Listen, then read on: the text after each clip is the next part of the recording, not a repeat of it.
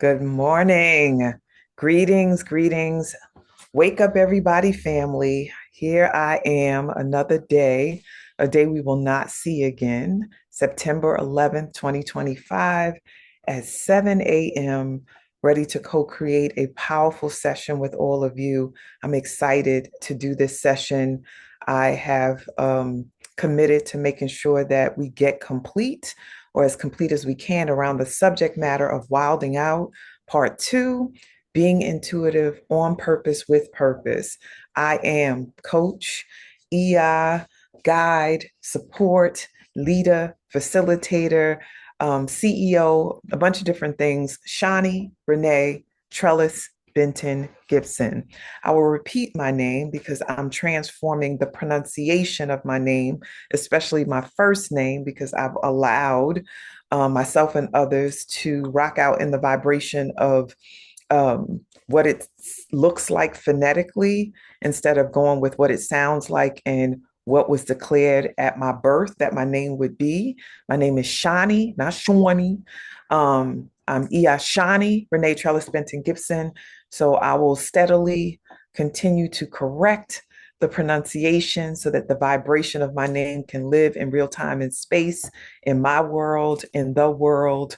And I thank you for honoring the request to shift that up. It sounds similar, but it's Shawnee, not Shawnee. And the W, just ignore it and listen to what I'm saying. So we're going to co-create this session today with intention. I invite you as a witness, no matter when you're watching this, whether it's live, for those who are joining this morning, or it's the afternoon or evening for those who are watching the replay.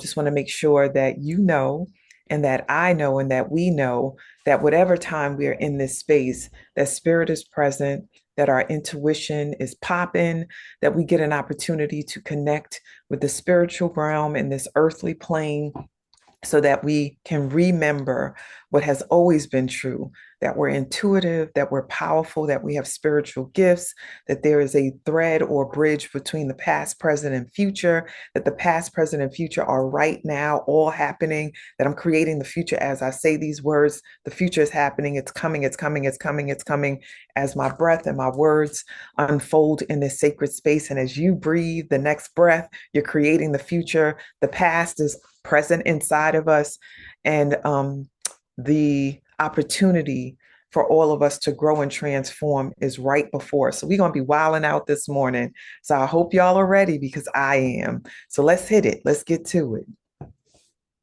Great morning, everyone. And how are you, Shawnee? I'm good. Good. Thank you for Good. pronunciation. I just came back from Guyana, but I couldn't bring enough sunshine to warm you up in here. Ashe, receive. I Thank came back and I got to put on a little light cardigan. And it you. Yeah. was nice and hot down there. All But right. We're going to get started. So fasten awesome. your seatbelt and mute yourselves, everybody, and then let's listen to our song.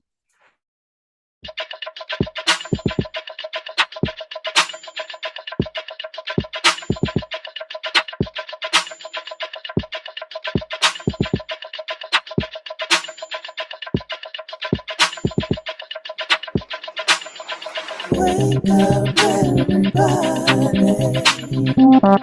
It's time to get up. Wake up, everybody. It's time to get up. Stay woke. Stay woke. Stay woke. It's time to get up. Stay woke. Stay woke. Stay woke. It's time to get up. We're healing, we're dealing, we're growing. Together, releasing. We're teaching, we're moving. Together, we're learning, discerning. We're striving. Together, we're leading, connecting, transforming. Together.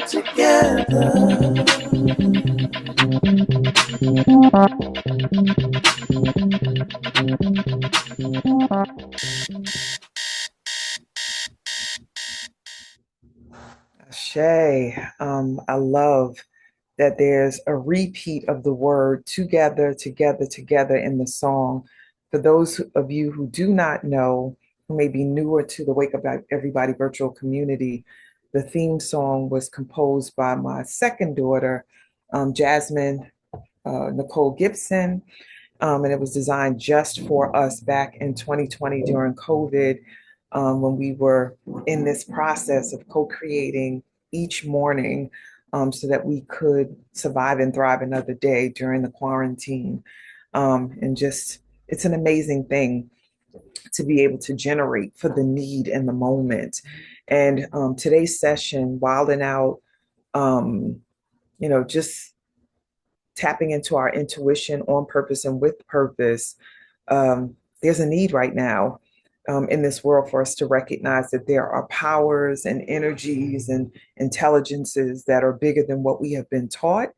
And we want to tap into our intuition and our spiritual gifts so that we can move through this time in history, with groundedness, with intentionality, with integrity, with clarity, with our third eye, with our hearts fully activated.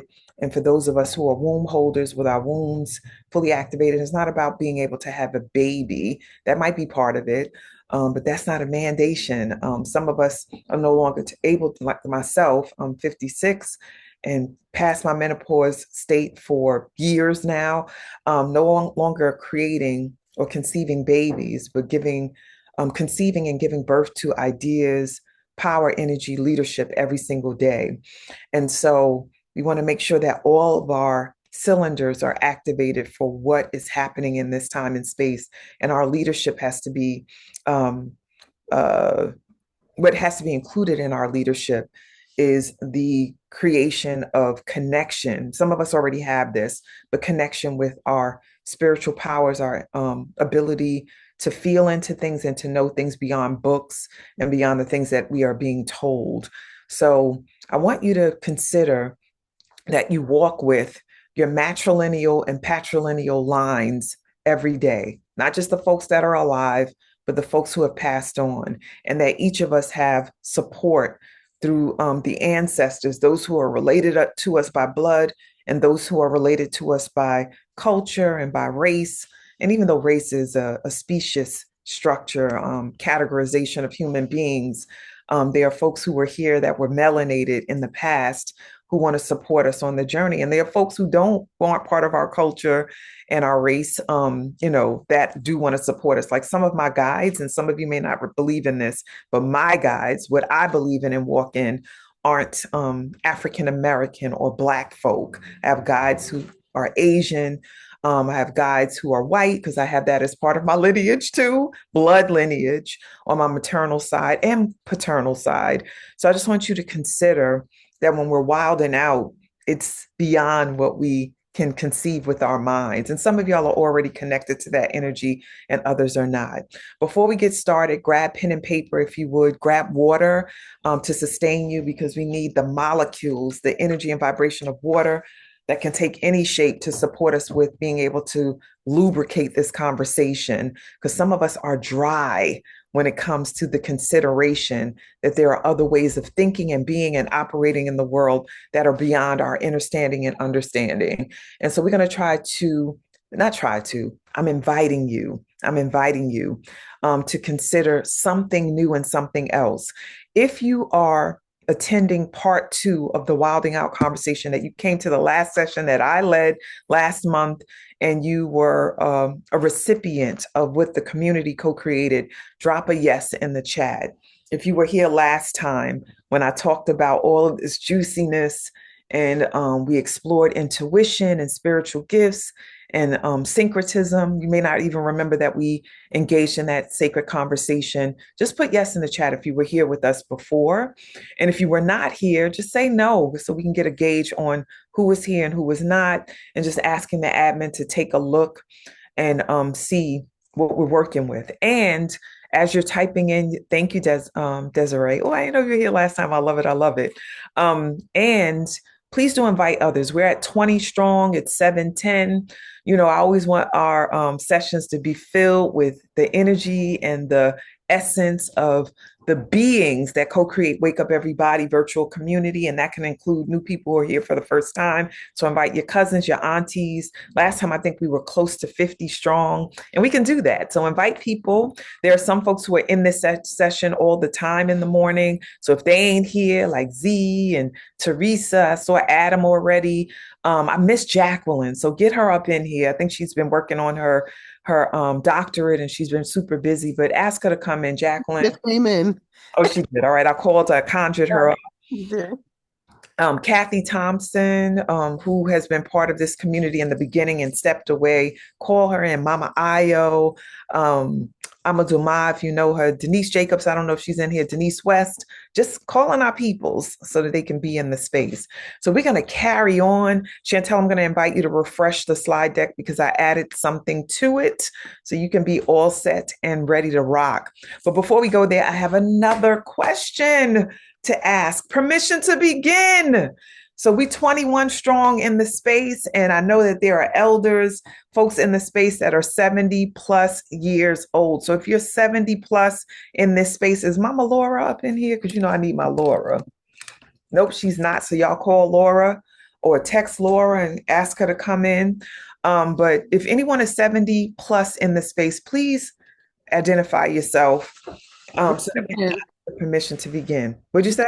So you did it again. Laura just popped in. All right. Listen, I want y'all to know that we're powerful, and I'm a conjurer. I can bring stuff to fruition by thought and definitely by speaking things into existence. So let's see who else. Is Cheryl in here with us? Coach Cheryl?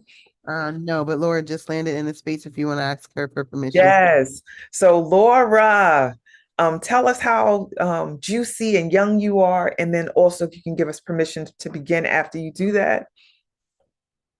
Yes, ma'am, Grand Rising. I am 70 years, yeah.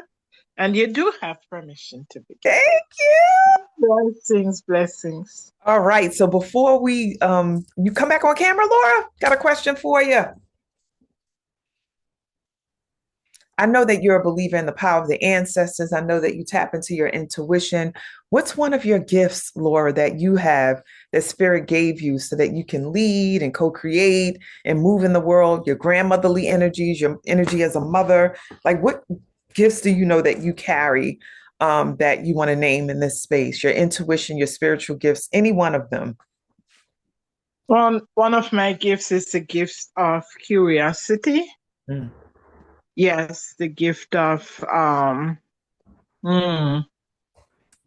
herbal remedies. Okay. Yes.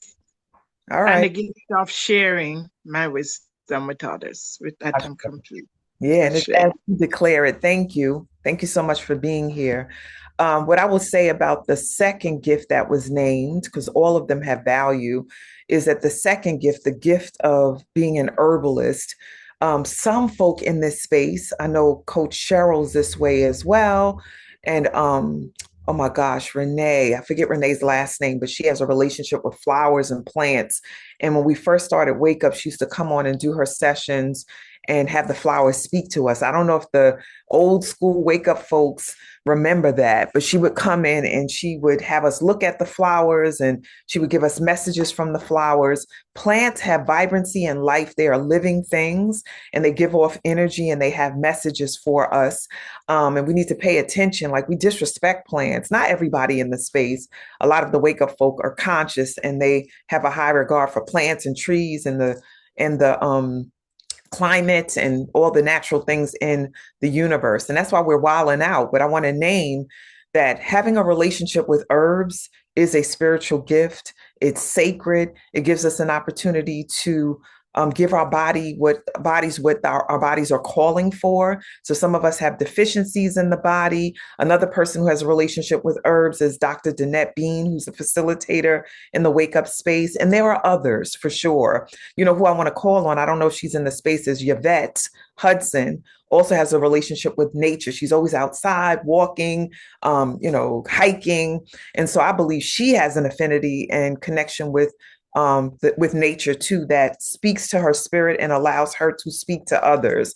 So today we're going to be wilding out, and we're going to be intuitive on purpose with purpose. So I didn't plan to say what I just said or engage with Laura in this way, but I honor what Spirit gave. So I told the admin team, we'll see where we go. But what I want to ask you to do in the chat is to drop in if you have intuitive gifts.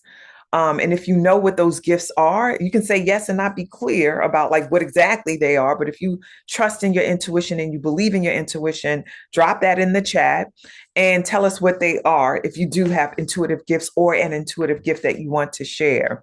And with the admin team, if Robin is not in here already, my cousin, one of my besties, invite her to come. Maybe if enough of us text her, then she'll come up on in here. And Martine, we're at 27. Let's get to 30, aiming for 50, and we can do this together. Stacy McLean, Mika, let's call in our seasoned wake-uppers in the space. So drop in the space if you have intuitive gifts, and allow that to be amplified in the space. Yes, Zakia, what are they? If you're intuitively gifted and you know it, all of us are, but some of us don't claim that. But I'm telling you today, you are. And we all have a set of gifts. Some of us have dormant intuitive gifts, and others are very active. And some of us have untapped intuitive gifts, meaning like we believe in intuition. We know that we have certain gifts, but others are waiting for us to discover them. And I want you also to know that this is built in as part of our lineages, no matter how you identify. And if you're melanated, it absolutely is built in. And some of us have been taught something else, and those gifts are dormant because the something else that we have been taught has taken over. And so I want to invite us back to our intuition so we can wild out, reactivate, and be on purpose in reference to it. So Chantel, anything in the chat that I need to know and see? And remember, we're aiming for 30 souls in the space. We're at 27. So let's get to it. All right. So Rachel said, yes, she's a healer and a manifester. Something else is dormant. And then we have Carmen, knowing energy, healing around my hands, profound connection, dreams, and download intuition. Ashe. Maria Carla, yes, I'm still learning how to listen. Ashe, same says. But I feel like I share messages through paintings. Yes. Beautiful. Yes, different vessels. Maria Carla, thank you for being here correctly. Maria Clara. Hi, pleasure to be here. Yes. And who invited you, Maria Clara? Catherine Green Johnson. Yeah, awesome. So are you with the LP? I'm with Momentum. Oh, Momentum program. Oh, right. She did mention that yesterday. Welcome, welcome. Love it, love it. And I want to say something about your name. And I feel this in my body. So I don't see you. What's the last part of the name, the Clara? How do you spell it? Maria Clara, Maria Clara Golfo. My last name is Golfo, Golfo. And the second part of your first name? Maria Clara, Clara. Yes. So there are inside of a belief, a structure for spiritual gifts are the clairs, clairvoyance, clairaudience, clairsentience, claircognizance. There are other clairs too. There's people who have gifted, they have clarity of smell, and so they smell things. It's not happening on the earthly plane, but on a spiritual plane, they might smell smoke or a scent of a plant or a flower, a scent of perfume from an ancestor that has passed on. There are people who have, what's the other gift? Clair taste, but it's not called Clair taste. I don't know the word right now. I was just talking about this the other day, but they can taste something in their mouths and it's a message to them about something. You might be a healer and you might want to call on the medicine that is needed for someone. Maybe they're about to give birth and you want to prepare them for that, or they have a breathing issue and maybe that's the piece for someone in this space, because that just came up for me. Issues with your respiratory system, asthma, bronchitis, or some other issue, sleep apnea or something to that effect. And you might be a healer that can taste what the herb is that is needed to address the issue. I don't know who that is for, but Maria Clara, you being in the space and having that at the end of your name, there are no accidents. So just inviting you to consider that something is being amplified every time we call your name. And then this whole piece with Maria, that name is so powerful. It's a derivative of Mary. And depending on what your beliefs are, just thinking about the mother of Christ or Jesus, and what she's like, a deity. She's been lifted up. I don't know if canonized is the right word. I don't know what the right word is, but she was declared a saint based on her relationship with Jesus. And so just thinking about Maria Clara, and the combination of those two names together, that your name has high energy and high vibration. So each time it's called, once again, something is being called forth. And the fact that you're named that is a powerful offering. And since we're wilding out today, just want to name it and listen to what I'm being given to tell you. Do you have a middle name? Thank you so much for that. That was very beautiful. My middle name is, I no longer identify as Catholic, but I do have a Catholic middle name that I was christened with. Ashe, thank you. And sometimes it's not about the belief, it's about the intentions associated with it. I don't know if I'm being clear, but that's what comes up for me, that the names have vibrations, and it's what people imbue towards the names or declare about the name. So whatever that second name is too has a message, even though you don't practice anymore. So is that clear what I'm saying to you? Yeah, it's Teresa. Teresa, thank you. Thank you. All right. They're guiding me. I'm going with the flow. So intuition. Anybody on here before I go forward, because we were preparing for the session, and Chantel said a couple of things about gifts, intuition. Chantel, I don't know if you feel comfortable saying this, but there are others in the space who are similar to you in reference to trusting that. And I would love to speak to somebody before we carry on. But before you share that, we're at 29 family. We declared 30. So let's get to 30 so that we can declare 35. All right. So Chantel, you want to share what you shared with the community? I mean, with me and Gina before we came into the space with community? Oh, sure. So I was talking about reclaiming what's mine, spiritually, what's been given to me from God, higher power, from my ancestors that have had to learn how to trust over time. I didn't know what I was hearing, didn't know what I was seeing, didn't know what I was feeling. I didn't know how to take care of my body in order to receive downloads and to receive understanding of what was coming to me. I didn't know, is this God, is this me? But then I have to remember, like, I'm a reflection of him. So when I hear myself saying things, that's him speaking to me and trusting that. And things will happen, and I'm like, oh, something told me to, and it's like spirit, your ancestors. That's what it's something told me. And when it's a lot of those something told me, it was like, okay, are you listening?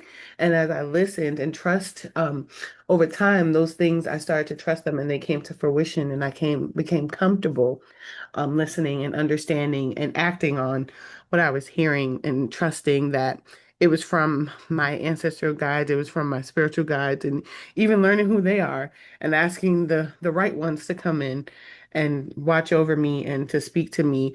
So when I'm unsure of things now, I can say and I can call on them for the support, but it took time. All right. Awesome. Thank you for your candor and your honesty, and your discovery, like sharing with us where you are in your discovery on the continuum around owning the power of your gifts. And, we're at 27 from 29. One of the things that I want to be accountable and responsible for, and Cynthia, I see your hand, is that some folks can't be with this conversation, right? We all have different walks and journeys in reference to our connection with spirit, whether we view ourselves as spiritual or we view ourselves as religious and don't necessarily make the bridge between religious practice and spirituality. They're not synonymous. So, it's important not to collapse them, that some people are religious and they go through the experience or the practice of moving through the structures for their religious connections and following, reading the Bible, saying the prayer, but some folks have a difficult time tapping into the spiritual nature of religiosity.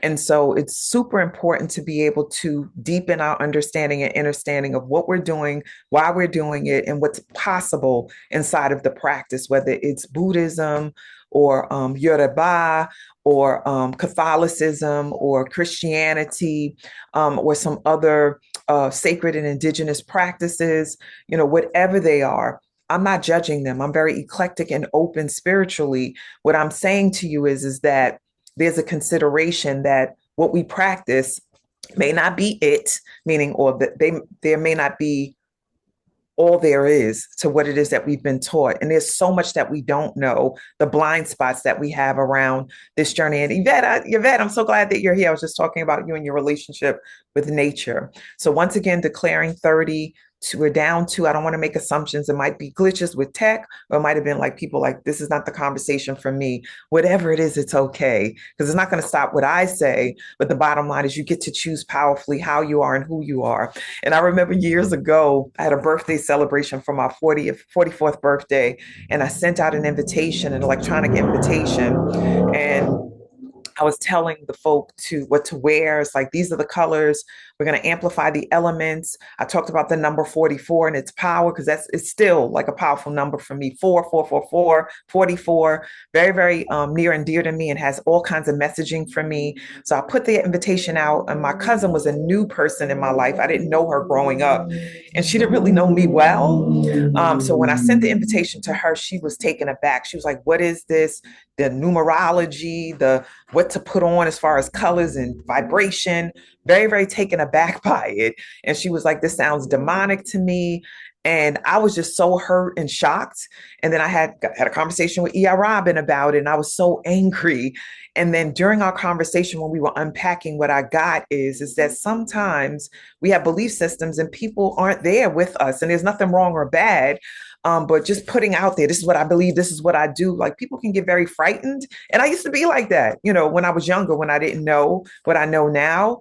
And so I don't have a judgment around it. And I also offer that people not judge me, but I can't control that. But I do have a responsibility to teach, and I will. And I will tell you, 5 years after my cousin was like, I'm not coming to your party. This is demonic. What is this? You're telling us what to wear. This numerology stuff is not what I'm into. She reached out to me and apologized and said that she's now a practicing, I think she is studying or was initiated with Yoruba. And all I could do was laugh, not at her, but just laugh at how spirit works. We're ready when we're ready. And some of us will go to our graves never embracing what I'm about to teach today. But the bottom line is, it's all good. It doesn't change what my reality is, and it doesn't change my feeling towards each of you around your walk and your reality. It's all good. So just want to let y'all know that. So keep inviting. We're back at 28, 2 more before we hit 30, and we will. We're at 29, calling in 30. All right. So Cynthia, I see your hand. The question on the table, if y'all forgot, was who in the space struggles with spiritual belief, about intuition, spiritual gifts, just a knowing without reading or study. Who is that? And I just wanted to express, good morning, everyone. I just wanted to express, I am feeling the same way Coach Chantel felt and feels. I'm conflicted. I do believe that I am intuitive, but I don't trust it 100%. I find myself in spaces, in another space where it's very Bible-based. And if I discuss certain things, honey, I've already been told yoga is demonic. And there's no way I'm letting go of my yoga, because that helps me release from my body. I know what I have experienced through that.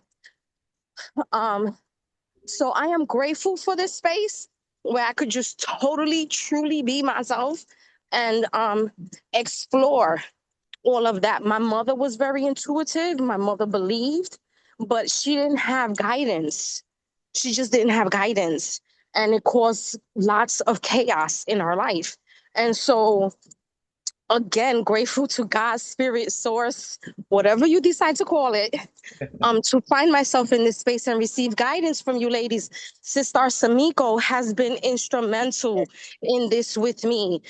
She does amazing work. I was beaten by her twice already. And honey, that first beating was crazy. That first beating. It connected me deeper to my daughter. My daughter revealed things to me that she had not told me that had happened to her. And it was the same exact week that we had the earthquake and the eclipse during the day, the same exact week. And she beated me on a Monday, and I was born on a Monday. My name is Cynthia, which is a derivative of Greek moon goddess. So, with all of that being said, thank you and help me because I need some guidance and I am complete. Ashe. And before you go, we're committed to teaching in the space. What's beaded for those who don't know? Oh, yes. So beaded. She beads, and it's for me. I can't remember the exact definition, but for me, it connects you deeper to your womb. For me, it connected me deeper to my mother and my grandmother because I could feel their presence deeper. It just helped me get clarity. It truly did. So you're speaking about waist beading. I'm sorry. You can waist beading. The waist, so they go around your waist. Yes, waist. You pick your beads, they go around your waist that's connected to your womb. They also help you lose weight and actually help you pay attention to how much you're eating and if you're bloated and all of that. So there are many benefits to it, but the spiritual benefits outweigh the physical. I am complete. Thank you. All right.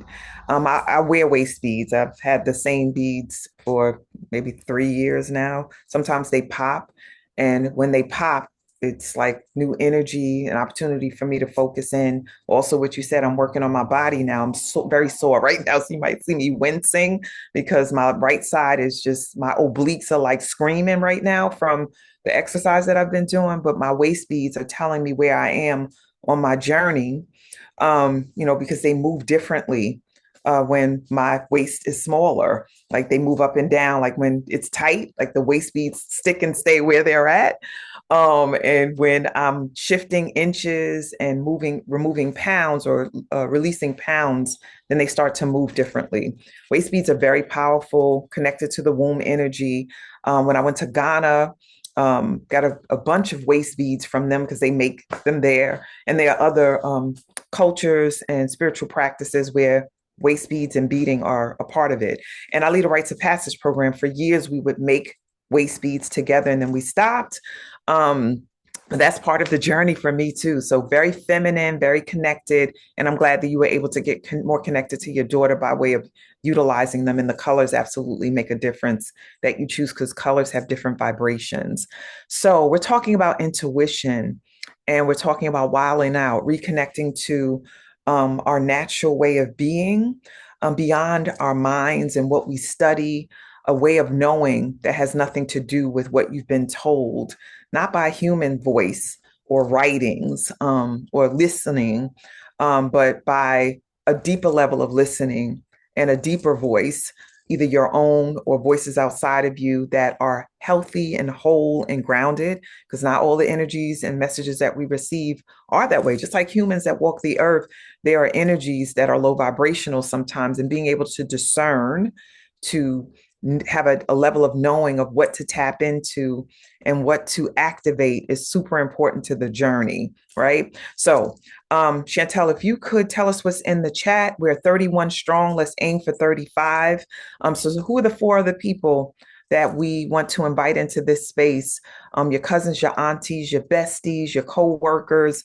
Invite the persons that you believe would be open to the conversation and are in need of this type of conversation and exploration. And while we do that, let's listen to Chantel and what she has to share about what we've co-created so far. All right. And thank you for all of that that you shared, Shawnee and Cynthia.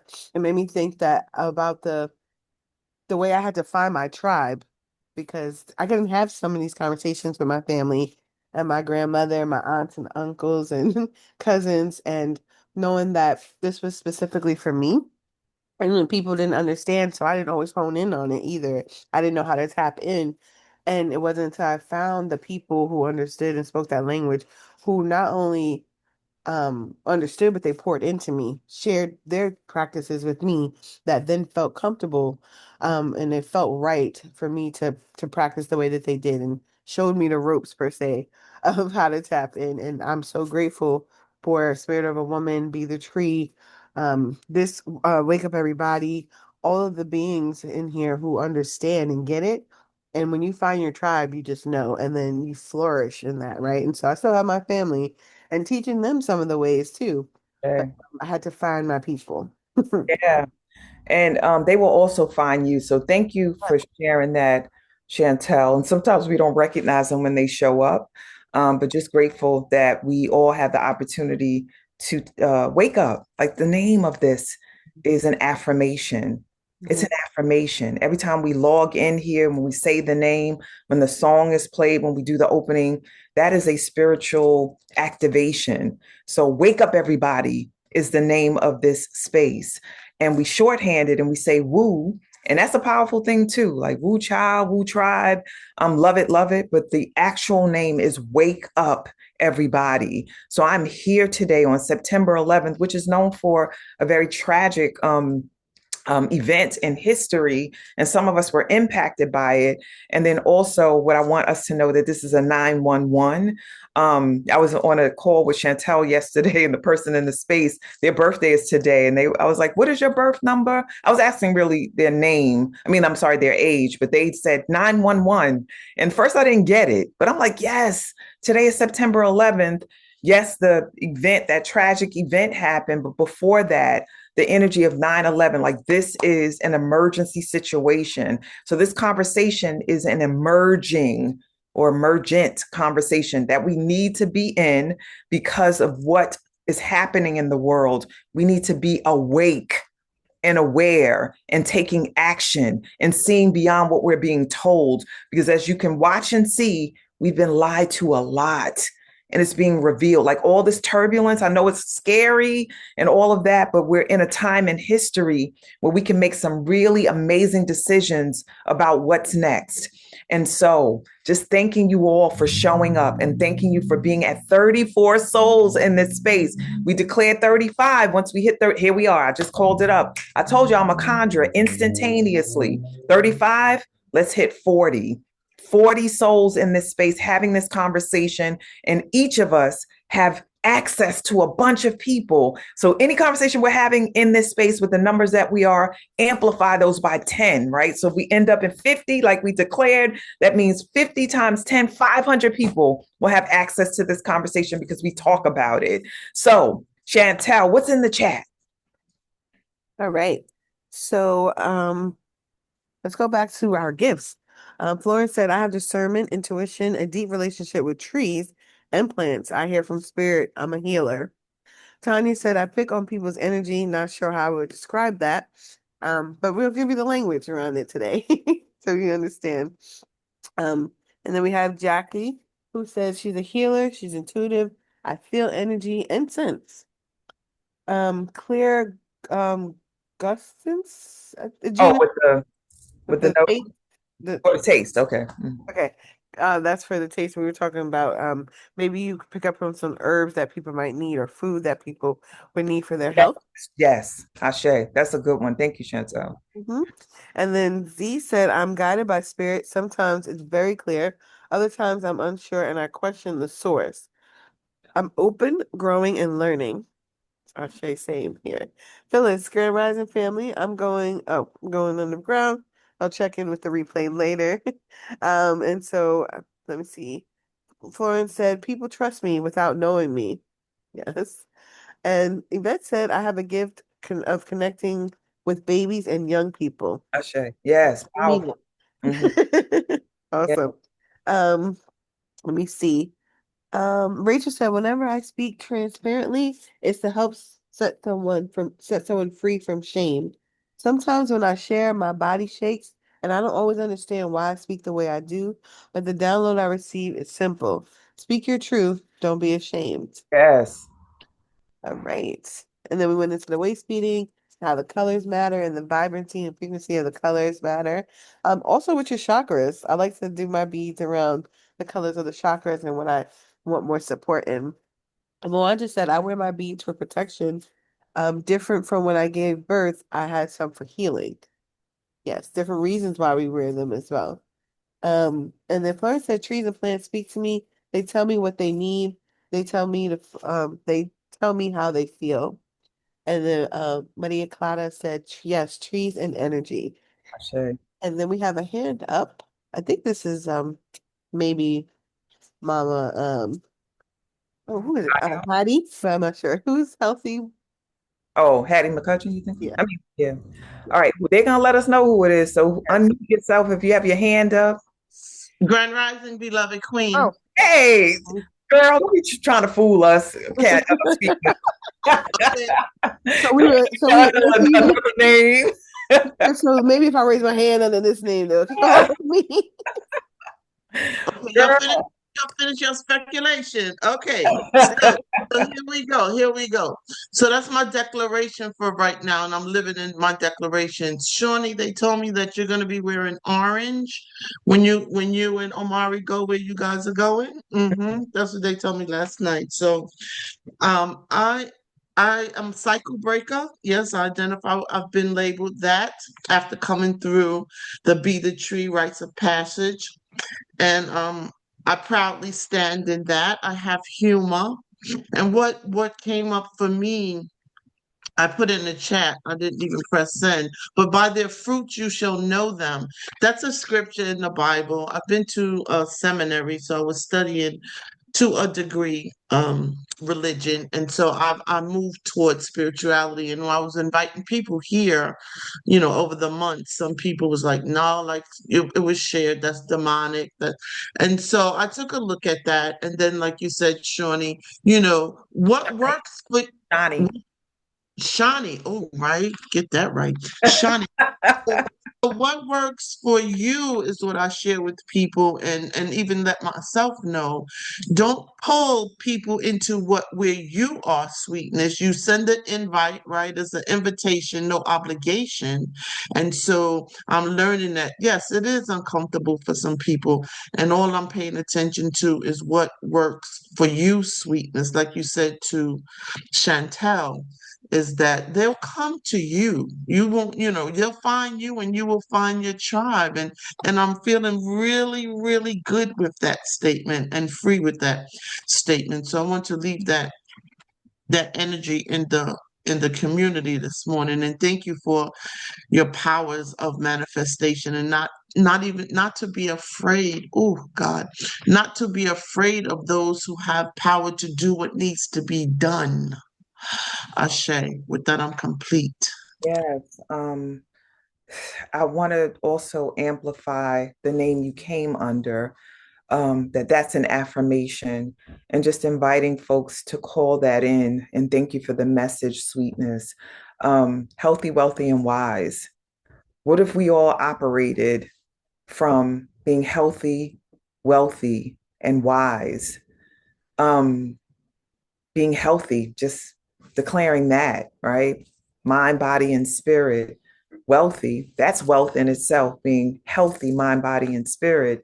But just thinking about having abundance of all types, not just money and currency, but enough time, enough energy, enough pleasure, like all those things, having enough, being enough, and then the wisdom that you need to manage good health and good wealth. I love just 3 words. It doesn't take a lot.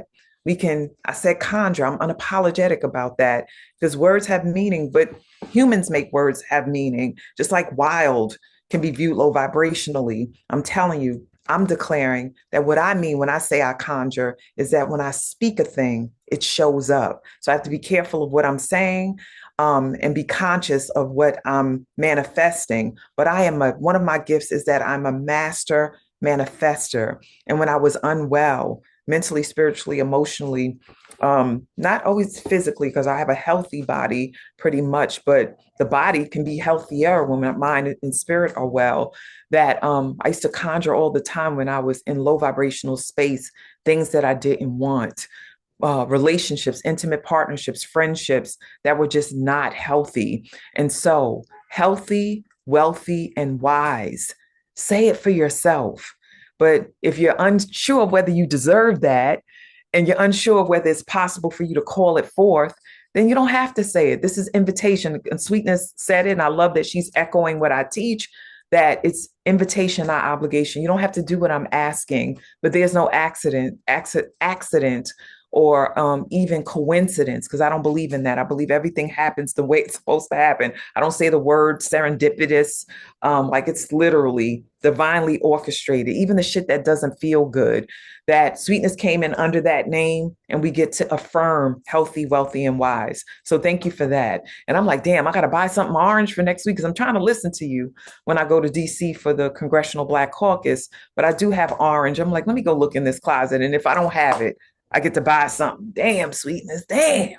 Anyway, carrying on. I ain't use a slide yet, but we're going to see what I there was just saying that we didn't even get to the side of Yeah, it's all good. 7:45. I'm following what the spirit has given. Yes. So the title for the session is Wildin' Out, being intuitive, on purpose, and with purpose. And we're doing that right now.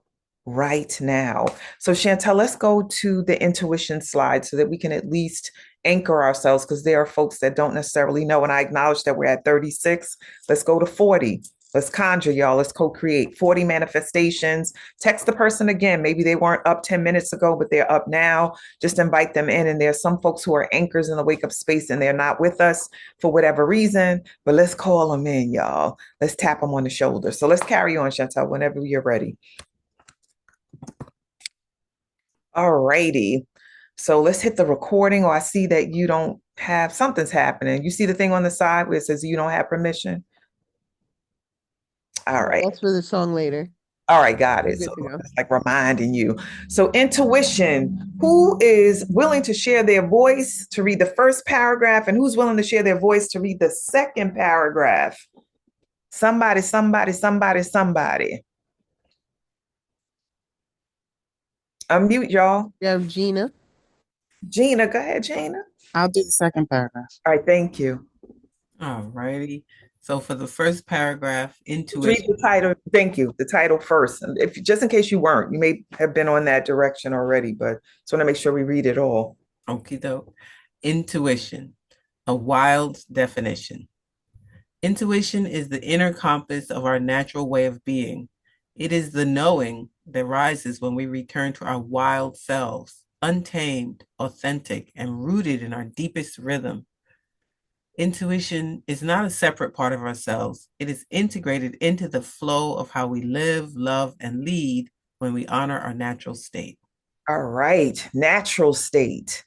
By nature. I've been teaching that a lot. I'm about to launch, along with Chantel and other coaches, the WILD Intensive. And WILD stands for Women Intuitively Leading by Design.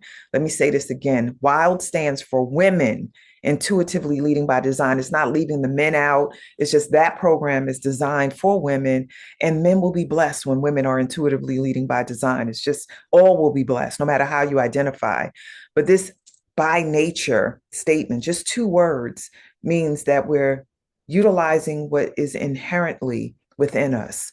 And that's not just about the DNA in this body, how you're embodied now in this incarnation. That means all, this is my belief, the ways in which you've shown up before, right? And then all the folk that are part of your lineage, those living and those who have passed on. That's by nature. What's unnatural sometimes is taking what we've been taught in this lifetime at school, through our culture and our conditioning, this concept about what a woman is, or what a girl is, or what a man is, or just that binary that it's only man, woman, and that's it, and forgetting about everything that is in between. That part can be unnatural. And so we can take the unnatural and utilize it. But the bottom line is you don't X out the natural so that we can survive in this lifetime and go along to get along, that we need to tap back into nature, which is us as well. Internally, I'm a part of nature. We're part of this ecosystem. And I forget right now what it's called, but the structure for the life structure, like from the plants, the animals. Somebody in here is a scientist or into that, and you can drop it in the chat. We're part of that, and we're not just that. So this categorization sometimes gets us in trouble. It gets us in trouble. So let's read the second paragraph, whoever volunteered. Theodora. Thank you, Theodora.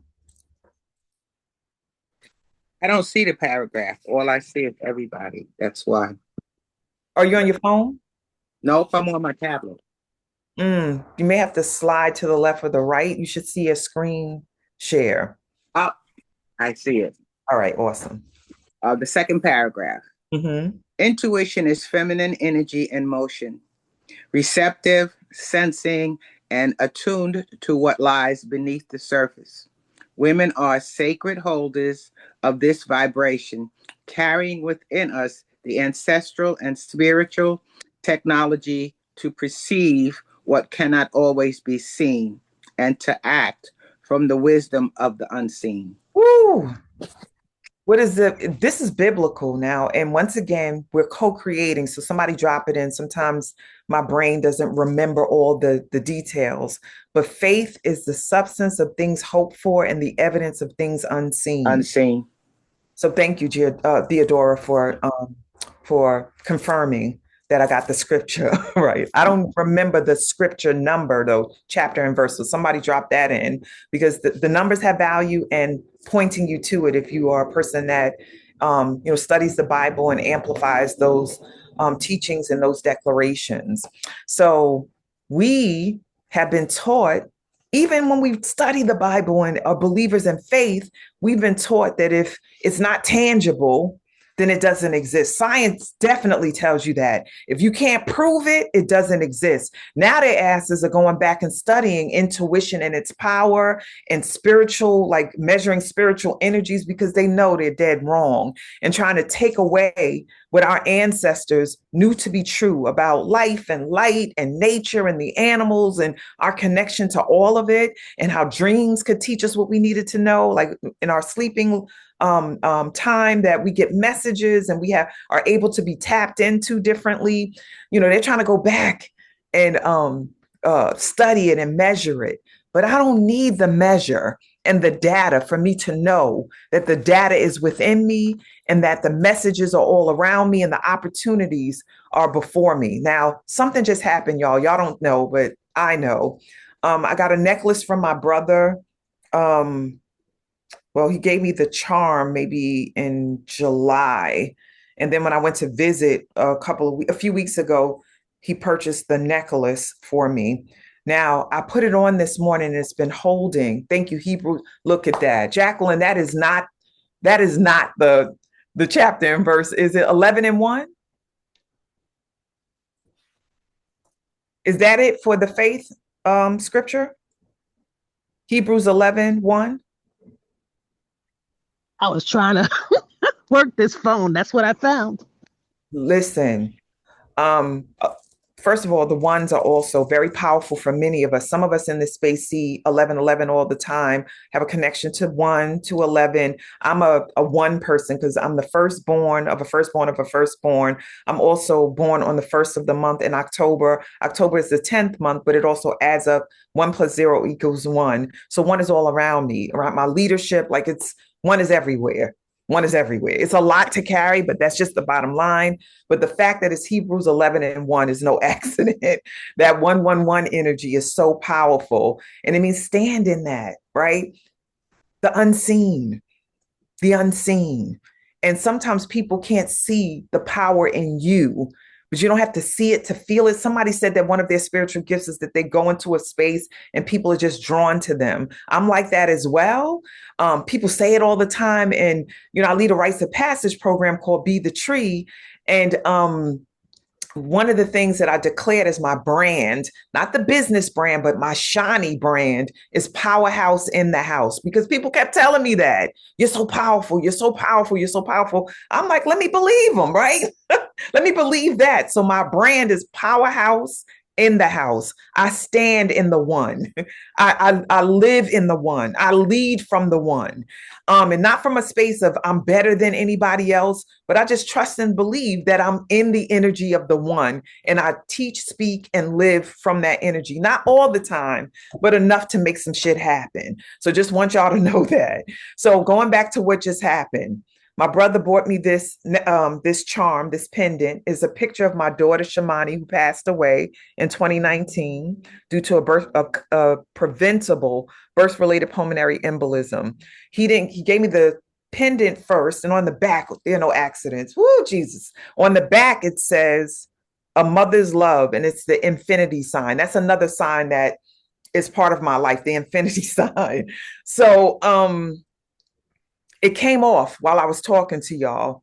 And what I have a pendulum, I've had multiple over the years, but what I'm getting is that I need to utilize this to give a message to somebody through Shamani. So whoever's open to that. But with pendulums, you can only ask questions where you can get a yes answer, no answer, maybe answer, or ask something else. So I've been utilizing them for like 15 years. So I have a connection to it. Definitely a deep connection to my daughter. Infinity is the message, a mother's love. So let me go here.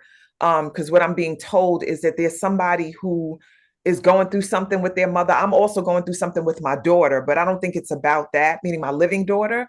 But somebody in here is struggling, and it's come up for them over the last few days about their mother's love or not getting it or wanting it. And I'll see what the infinity sign is trying to tell me. I'll tap into that. But whoever you are, there's a message in here for you. So if you want it, raise your digital hand if you know what I'm talking about. It may be more than one of you in the space that is struggling around mother's love, either giving it to your children or receiving it from your mother. I'm trying to really get in tune with it, but somebody needs to help me. So Tanya, I see your hand. I don't know if it's a Tanya that I know, and I see Florence's hand, but it's more than just y'all too. So Tanya, if you could unmute.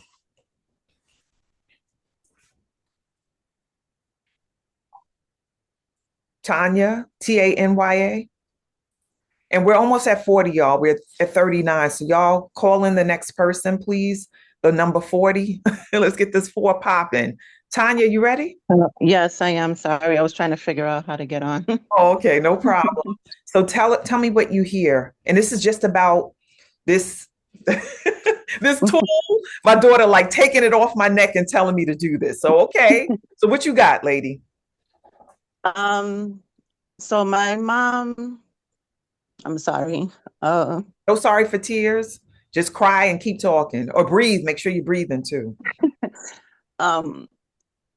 She didn't raise me, but she's always been like a part of my life. My grandmother and my aunt raised me. And particularly this year has been really hard with her.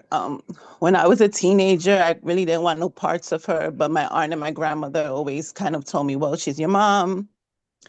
You know, you can't just like cut her off. But in the last year, I've been going to therapy, kind of really trying to take care of myself physically. I've been going through some things with my body. And actually being on this call, I feel like, so I've gone through so many tests and doctors and specialists and everything, and they can't really pinpoint what is going on. But being on this call today, I feel like there's just something in me that's just trying to get out. Okay. And I've had to cut. Let's check in because we're co-creating. So tell me what the physical thing is, because sometimes they can't tell you what's going on because it's spiritually based. And I'm not a doctor. This is just a conversation. So I want to make sure I'm being accountable and responsible. But I'm a metaphysician, meaning that I trust the emotional and the spiritual that is connected to the physical. So when they have physical ailments, I talk about this all the time. There is messaging for us. And there may be something we need to do with the actual medical doctors, but there's also messaging around how to address it medically and get the other medicine that you need through working on your emotions and tapping into spirit. So what's happening with your body? So with my body is more with my head. I started suffering from migraines, and now I'm struggling with dizziness. Okay. And it's really just that. So it's really neuro. Neuro. All right. Mhm. And just thinking about this message, a mother's love. I'm just asking the question. I'm not, let me stop doing these caveats. Cancel, cancel. Let me just be me. Mhm. You mentioned your mom, that's the entry. So Mhm. when did the migraines start? About 2 years ago. When did the dizziness start? Is the same 2 years The ago? dizziness, no, the extreme the dizziness, the extreme dizziness just started like on the second, so about a week Okay. already. And you mentioned like a new entry of your mother into like you opening up to have her be more connected and present in your life.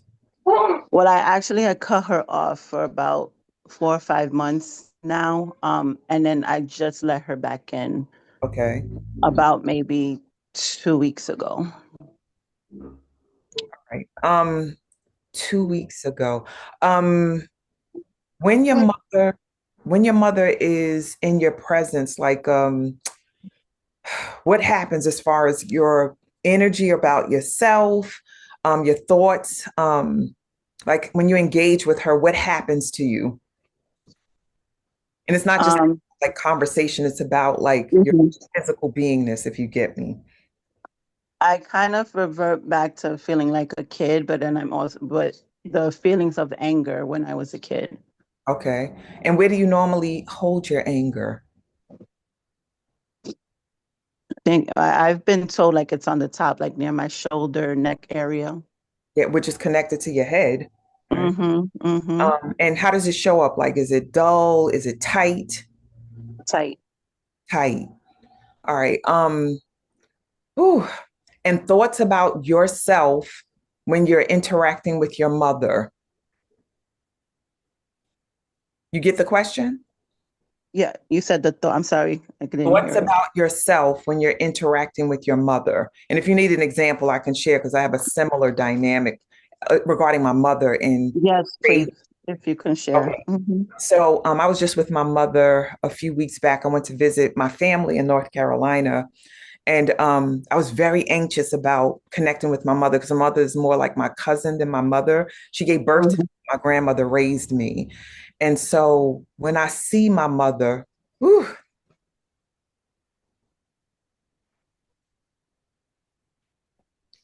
what comes up for me is my failings as a mother. Um, what comes up for me is shame. Um, and this pendant says a mother's love, that there's a lack of that for coming from her. And then also me, because when you're a daughter, you have a mother, but you can also mother your mother, not from an Yes, unhealthy place. yes, I get what you're saying. That's how I feel. Yeah. Yeah. And sometimes when there's a disconnect and something is broken in the relationship, it can create a heaviness or an overwhelm. So when I think about your head and headaches and dizziness, I think about overthinking, um, uh, um, not necessarily processing all that is in your head or saying what there is to say, um, uh, overwhelm. So when you're with your mother, what are the thoughts that come up for you about your mother and about you? So I think the most is because with my kids, at least I feel like, you know, I'm there and I'm a mother, right? Like I'm that role. And with her, I feel like, why weren't you there? Sure. Like, why couldn't you be there for me? And even as an adult, when I have let you in, why can't you just be there? Why do I have to always take care of you and be there for you and help you? And I don't feel I could ever turn to her as a mom. Mm. Um, Thank you. And for your tears. In this space, we declare tears as libation. And I just got that this is a whole message for both you and me and anyone else who needs it. I'm like, I don't know why I didn't see it even when my brother gave this to me, but a mother's love is infinite. Because I told you, it says a mother's love and then the infinity sign. is under. A mother's love is infinite. And a mother's love, because it's infinite and it's everywhere, it's in nature, it's all around us, that you can get it elsewhere. And you got it elsewhere. I'm hoping. I don't want to make assumptions. You No, said I did. I did. raised by your grandmother and your auntie. Is that correct? All right. And sometimes mothers are conduits. Conduits meaning you got here, but they're not necessarily the conductors or the conduits of our raising, of our growth and development, of us being our powerful selves in the world. So I'm going to say this again for you, for me, and for others. Sometimes mothers are conduits, but they're not conductors of the energy that you need for your survival, your thriving, your powerful existence in the world. I'm going to say this again. A mother's love is infinite. A mother's love is everywhere. A mother's love is all around you. You receive motherly love and are receiving motherly love from me right now, from this community. You're receiving motherly love from other women. I don't know who they are. Some of them are your age, some of them may be younger. You don't have to be older than me to mother me.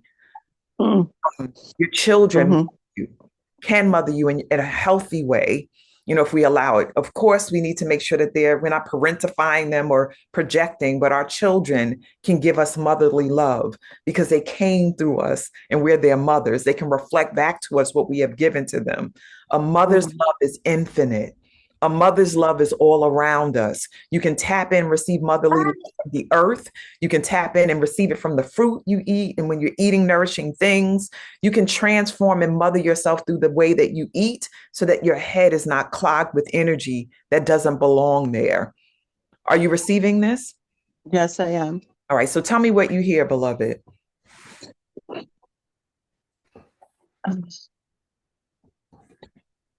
Well, what I've heard is, and I think what I know I have ignored is the fact that I do have women in my life that do show me that motherly love. I just never saw that connection because I was always trying to run after my mom. Yeah. And she may not have the capacity. Maybe she didn't receive motherly love. And you know what's so deep about this is that sometimes the grandmother that gives love to the grands and is so nurturing was not that for the children that they gave birth to. I mean, I don't know, like which grandmother. No, you're right. You're right. Her mother raised me. Yeah. Isn't that deep? Yeah. Yeah. Sometimes we're too close to it. They came from our womb and something there just doesn't allow for us to give it in that way. But then the ones that came from the wombs that we gave birth to, they're able to give it in that way. People joke about that all the time, but there's truth in that. Sometimes we're older and more seasoned and we can see things more clearly, or when we're more removed, we're able to show up more powerfully. But a mother's love is infinite. A mother's love is all around us. A mother's love exists in nature and in the trees and in the plants. Allow them to love on you and get out of your head so that you can get ahead and live the life that you're ordained to live. I'm not saying don't seek out support from the medical doctor. That's not for me to say. Maybe it's a combo, but know that there's work to do emotionally and spiritually. And part of it is to release the story that you tell yourself about what your mother is supposed to do and be. She may not be able to do that for you. And staying there is a waste of time. I'm not saying she is. I'm saying staying in that story about what she's supposed to do and who she's supposed to be is a waste of time. Tap into the love that you can see and feel and have. Get that shit and rock out, please, because we need to be focusing on other things. What do you do in the world? I'm a mother. And what else do you do in the mother? I love that you started with I'm a mother. Well, because right now I'm not employed by choice, so that's my main role is I'm a mother. Yes. And what a powerful offering. And look at you transforming your motherly. Girl, you better transform as you get that job fully and completely. The headaches and all this stuff, because you can't be fully a mother or anything, any role you carry, if you're in pain a lot. It takes you out. Yeah. I know pain can paralyze you and keep you from being able to think straight, and just be your Mhm. natural self. Like it really can debilitate us. And so it can make us mean. I don't know about you, but Yeah, yeah. certain pain just make it like, ah, and you can't be the mother you're ordained to be and transform Mhm. and break that cycle around mothering if you're not well. All right. So Tanya, Thank thank you. you. Thank Thank you. you. Lovely. I appreciate you. So for those Thank with you. raised hands, get what you need to get out of what I shared with Tanya. Um, a mother's love is infinite. And I'm grateful that thank you, Shamani. Thank you, my baby girl, who's a mother too, had two baby girls when baby girls, Lord, had a baby boy and a baby girl before she transitioned and would mother me a lot. She would put me in check a lot. So I got mothering from her as well. So I thank my baby girl for being the pendulum today and for sending a message for Tanya and the rest of us. All right, Chantel, where we at? You tell me. We going to the next slide or we going to more people? What Chat, no more, chat? not more people for right now. We're at 40. We were at 41. So thank y'all. Let's manifest 45. We can get to 45 before we end this session because we don't like that. Y'all, let's go for it. And Chantel, what's in the chat that I need to know? Or we need to know? Yeah, let's see. One second. All right. So Rachel said, "This is so crazy. I recently, is it in this space or is it divine? Right? I It is recently, divine. yes, I recently incorporated. I'm sorry. Can you mute my, because I don't know where to press mute and Oh, you're how to about mute to hear my daughter. Sure, no worries. There you everything go. up for her Yes. voice too. Yes. All right. I'm muting. Okay, there you go. Um, where was I? Oh, Rachel.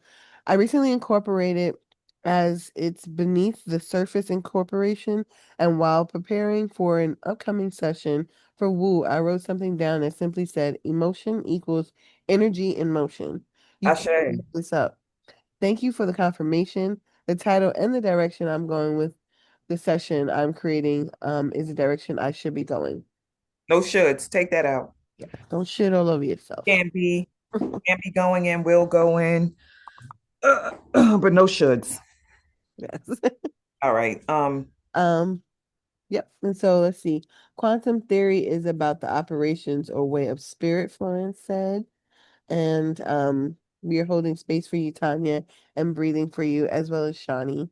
Yeah, Um, thank you. that was from Laura and K Sweetness, both sending you energy. All Mhm. right. And then Cynthia says, my sister, myself, Andrea, also breathing with you and Tanya.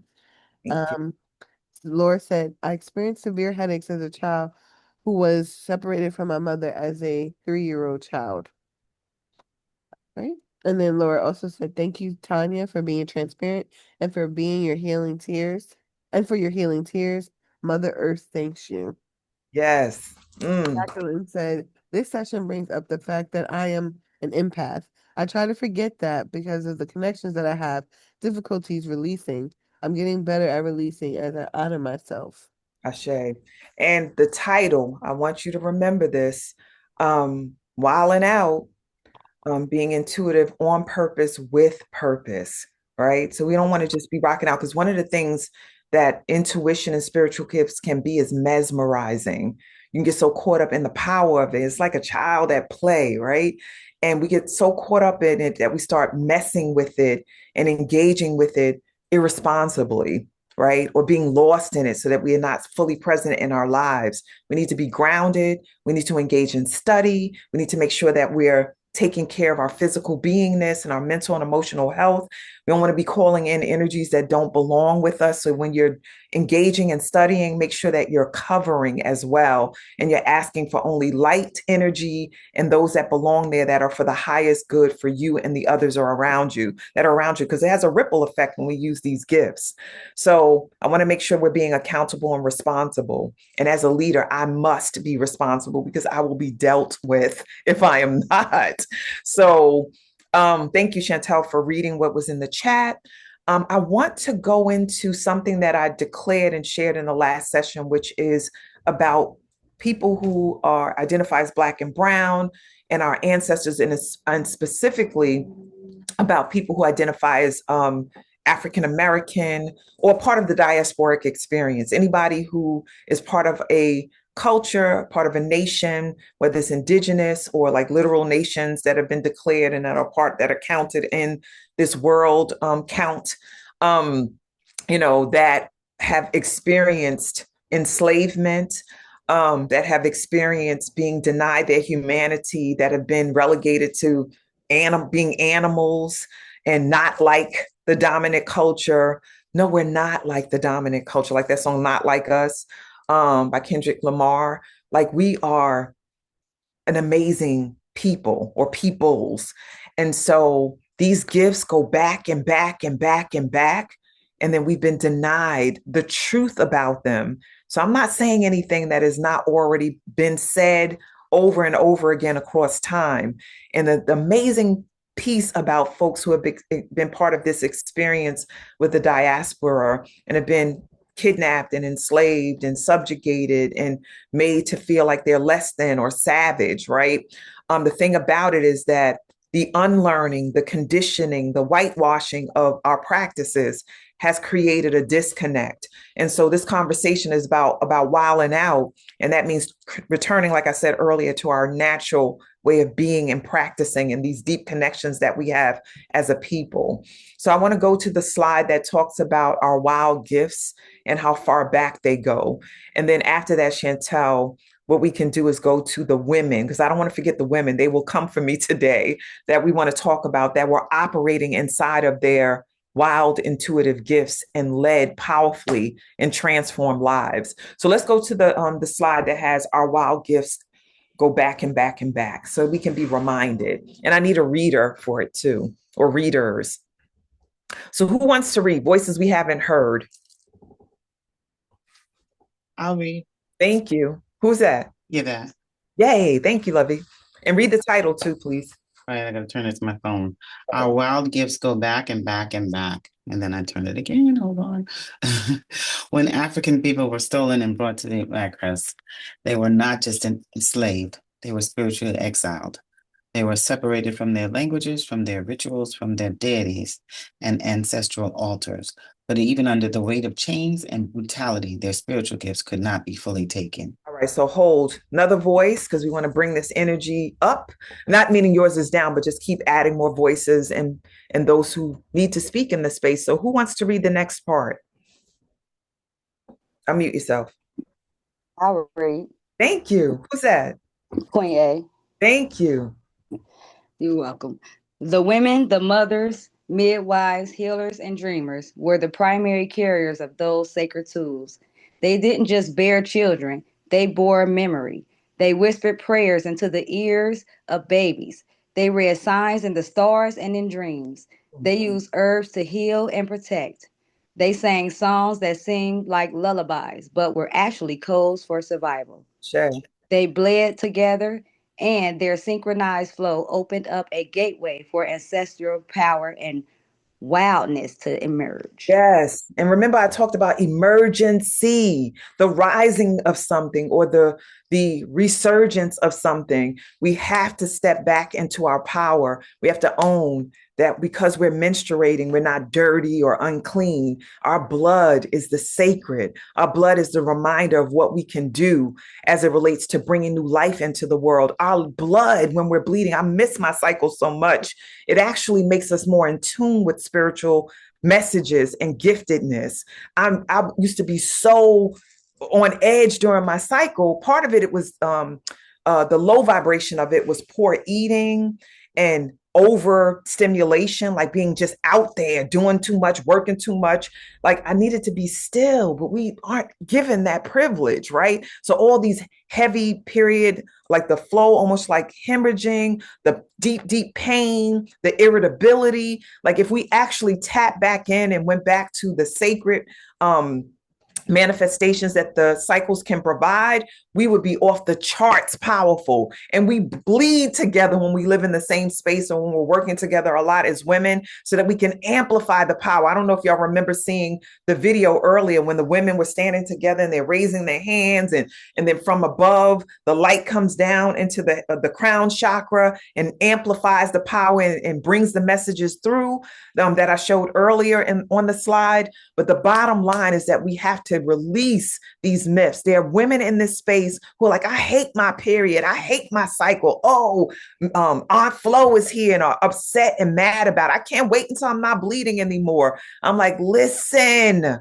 words have power. You're conjuring stuff with those words. Restore your relationship with your cycle and do what is necessary so that you can relieve the pain. Some of us have fibroids and endometriosis and all these things. Part of the reason why we have these imbalances or diseases is because of what we eat, but it's also what we ingest externally that does not serve us, and also what we think and how we operate internally that doesn't serve us. So let's restore and get back to our power. So thank you, Chantel, for putting this back up.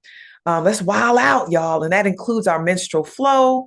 That includes what we sing, what we say, our prayers, like the tools that we use, and all the things that are connected to us amplifying, because we're sacred antenna. So what are you tuning into, beloveds? What are you tuning into? And this is not to leave the men out. Anything that the women do to transform themselves, the men will benefit from. And how, no matter how you identify, we all have access to feminine energy and vibration. We just need to remember that, not make it about roles, gender roles, and all that stuff. That's so low vibrational, because we're not all just one way, right? But it's so important to remember the energy and vibration of the masculine and the feminine so that we can amplify them and live from a space of balance, and then use that power to be who we're called to be. So who's willing to read the last two pieces of this? There's 2 paragraphs, very short. Who wants to share their voice? Ooh. Come on, y'all. And we're at 43. Can we manifest 2 more so we can close out at 45? I can read. This is Judith. Thank you, Judith. Hey. Yay. These women were root workers, visionaries, conjurers, prophets. They were the heart of the resistance and a catalyst for survival during the most brutal and most inhumane time in world history. They adapted, they discussed, they disguised, they synchronized, and at the heart of the sacred innovation was the woman. Yes. I love they disguised. Yes. What do you hear, Judith, when you hear that? I hear everything that we are, all things that we do. And even though we walk in plain sight, we still function in secret and still get things accomplished, and no one knows what happened. And before you know it, a woman has accomplished it. Yes. Love it, love it, love it. So looking at the picture on the left, just imagining what all of those sisters in this image were going through and what they were just holding powerfully, and they made a way for us to be here. So holding all that pain. And sometimes we operate like we just fold, like we just collapse under the slightest thing. Oh, this person is not interested in me, or they don't like me, or whatever it is that we collapse under. And I'm like telling you, they kept going and growing and manifesting because they saw a future where we would be in it. And they're like, I have to keep going so that those in the future can have something to stand on. So the disguise, the prayers, the hiding, what they brought back from the motherland, like all of those things that they kept alive for our sake. So grateful for them. And then on the side, I have underneath the image, some of the things that we can do because we're conjurers, or some of the things that we know inside of our spiritual giftedness. So I dreamed a fish. What's that mean, y'all? I dreamed the fish. It means many things, and it crosses cultures, but inside of this diasporic experience in the cultures and the ethnicities that somebody's pregnant. Yes. Yes, babies. Yes, something about to be birthed. Yup. So shoot, when I was a teen and I was pregnant and had no business, my grandmother was like, what's going on with you? And I'm just like, I'm not pregnant, but I was pregnant. So don't run from it. Pay attention to your dreams. One of my spiritual gifts is dreaming, but my dreams don't come through as clearly when I'm not eating well, and when I'm not getting adequate sleep, and when I'm just doing too much screen time, too much work. My brain is tired, my body is tired, and the messages don't come through clearly. But dreams have saved my life. They've saved my life, y'all. They've got me out of toxic relationships. Dreams have saved my life. Death comes in threes, so it's paying attention to that. And then also, she was born with a veil on her face. They shared that when I was born, a part of the sack was on my face, or shrouding my face. And they declare that when that happens, that means you're a seer, that there are spiritual gifts that you have, and you're here to share those gifts with the world. So let's talk a little bit, and I think I'm going to go about 15 minutes over, but we'll see. Let's go to the syncretism slide. I want to revisit this, move through it quickly, and share some things before I thank you for sharing, Vashta. I didn't even know you were in the space. Welcome, Vashta. All right, syncretism. So I want to share about the fact that we do disguise things, like Judith read. We disguise things. Let's get to 50. Yes, Gina. Invite your people in. We went from 45 to 44, but I know whoever that is will come back. Let's manifest 50. That's what we declared. Thank y'all for playing with me and conjuring with me. So Black spiritual innovation. Syncretism is when you're able to weave in what the indigenous practice is, the African-centered practice is, the mojo, the budam, like whatever it is that they say is dark and that you should not be doing and integrating, what they try to take from us. We were able to disguise it inside of them declaring that the Bible was the way for us, and Christianity and Jesus and God. I'm not knocking that. I'm just saying that the enslaved were forced to practice Christianity, and what enslaved them and what kept them subjugated and bound was the God that they were taught. They were taught from the Bible that they were supposed to be in those positions of enslavement. Weird, wrong. Woo, Lord. So syncretism in the context of enslaved African people in America refers to the blending of African religious beliefs and practices with those of European Christianity. This blending occurred due to the forced displacement and enslavement of Africans who were exposed to new religious and cultural contexts that actually, like I said, were designed to keep them bound and dizzy and off center. But we fought through it anyway, right? Enslaved Africans, stripped of their traditional rituals, practices, and structures, found ways to adapt and integrate their beliefs into the new environment, creating unique forms of spirituality and cultural expression. One of the things that I love as far as ritual is the ring shout. Anybody in here know about the ring shout? Drop it in the chat if you're familiar with the ring shout. If you've ever been a part of a ring shout or witnessed ring shouts, please, so powerful. And it's a combination of African tradition and practice and Christianity, the call and response, that movement, that stomping and clapping.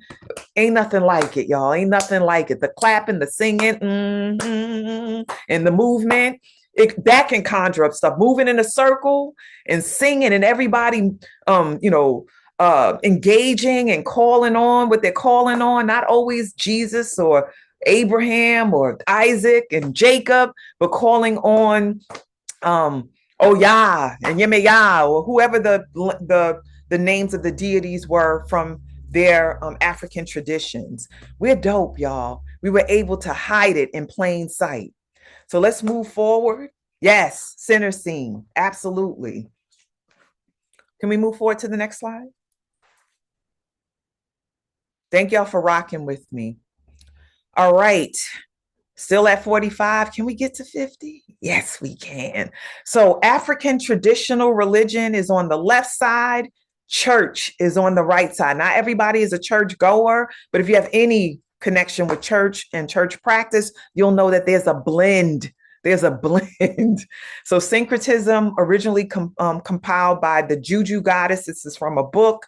So the ancestors is the language that is used in African traditional religion. And then in the church, they'll call them saints, right? And when I tell you the Bible is full of ancestral veneration, the talk like that is like conjuring up ancestors. There were constant moments in the Bible where the ancestors came through and were talking to people while they were asleep and telling them what to do. And some of y'all know the Bible much, much better than me, but I know this is true. Ancestors are talked about all throughout the Bible. In the beginning, all of the stories and stuff like that. They keep tapping back in to the old, so that they can operate in the present and create the future. The calling on Jesus is the calling on of an ancestor. The acknowledgement of Mother Mary is the calling of an ancestor. They're dead. They died. Like, so it's all in there, but people will tell you that you are wrong and that it's demonic and call it ancestor worship. When it's not worship, it's acknowledgement that it's all connected. Spiritual baths, baptism, dunking them in and then pulling them out, and to behold, you're transformed, right? So you take a spiritual bath to release some things. So when you get baptized, it's releasing the sin and declaring yourself anew as a follower of Christ and being part of the body of Christ. Possession, like you're demon possessed. But when you catch the Holy Ghost in church, that's not the same thing. I'm like, and I'm not saying that there aren't low vibrational spirits and things that can happen that are possessions that don't align with the light. But I'm telling you, catching the Holy Ghost and what they call possession in African traditional religion, same thing. Offerings to ancestors and deities, tithing and communion, the eating of the body of Christ, and the giving, y'all. Come on, y'all, reclaim. Ancestral altar, right? Church altar, altar call, going to the altar, sitting there. Usually the altar is elevated. There's the podium. There's usually a cross behind the person who is at the podium when they speak. There's all kinds of, usually sometimes stained glass windows where all this imagery is there. When you create an altar, it's the colors and the symbolism and the things that you need so that you can create a holy space for people to gather and experience the energy and the light of the God, of the of spirit, of the ancestors. There's a parallel there. Syncretism, honoring of ancestors and deities, veneration of saints, and calling on their names in the name of the Father, the Son, and the Holy Ghost. And prominent big biblical figures get called on all the time, the same as the African traditional religion does. It may not look exactly the same, but the concepts are the same. Talismans, mojo bags, oil, elekes, the Bible, anointing oil, crosses, and rosaries. Do y'all see what I see? Do y'all see what is here? We can't make this up, but we do make up a lot of stuff about it, and we make it wrong and we separate it, and it's not separate. So anybody want to share? Because I've been talking a lot. Chantel, anything in the chat that we need to read? Yeah, let me take a look. But while I look, something else is I would add to this, and Brandon has mentioned it before, numerology in the Bible. Did you hear me? Yeah, go ahead. Oh, okay. I was just saying, adding that too, he's made the reference between the Bible and how we use numerology as well. We were talking about numbers earlier. Yes, absolutely. The numbers all in the Bible. The Bible is the number of books, the division, like the middle. I'm trying to say the very center of the Bible. I forget what the statement is. I wish it could come to me about what they say about the very center of the Bible and numbers. But the number of books, the way it's laid out, yes, all numerology, and even what they're declaring, what the messages are for the central figures, what they use, the crystals are in the Bible, all kinds of energy, the laying on of hands, the raising up, all the spiritual gifts are in the Bible, right? So definitely it's there. Chantel, move to the next slide. I just want to show something that is just a demonstration of syncretism. Mm-hmm. So you see the woman shouting at the bottom right, and you see the woman at the top center in the red. I think this is part of a Haitian ritual or a ritual around Voodoo. In the top left, this is an African ceremony where they're beating the drums and people are being indwelled by spirit or mounted, as they say. You see the woman at the bottom right. She has her Bible and she has her fan, and probably some music is playing, and she's caught up in the spirit. So lots and lots of ways that these syncretisms show up, and we just don't acknowledge them. And then across religious practices and belief, there are very much parallels to Buddhism and trying to think of some other practices. What is the piece that people who follow Hare Krishna, what is it called? Oh, I can't think of. Drop it in the chat. Like I said, I have more one brain in this space. So I love that. So drop it in if you know. Now, this last part, I want to make sure that I cover because I didn't get to it last time. And like I said, they'll be dealing with me if I don't, which is these three women that I want to amplify. And these are just three examples of women that stand in their spiritual. Yes, thank you, Janice. Hi, Janice. Don't know you, but thank you for being here. I don't think I know you. So just thinking about the women who are wilding out by utilizing their spiritual gifts and their intuition on purpose with purpose.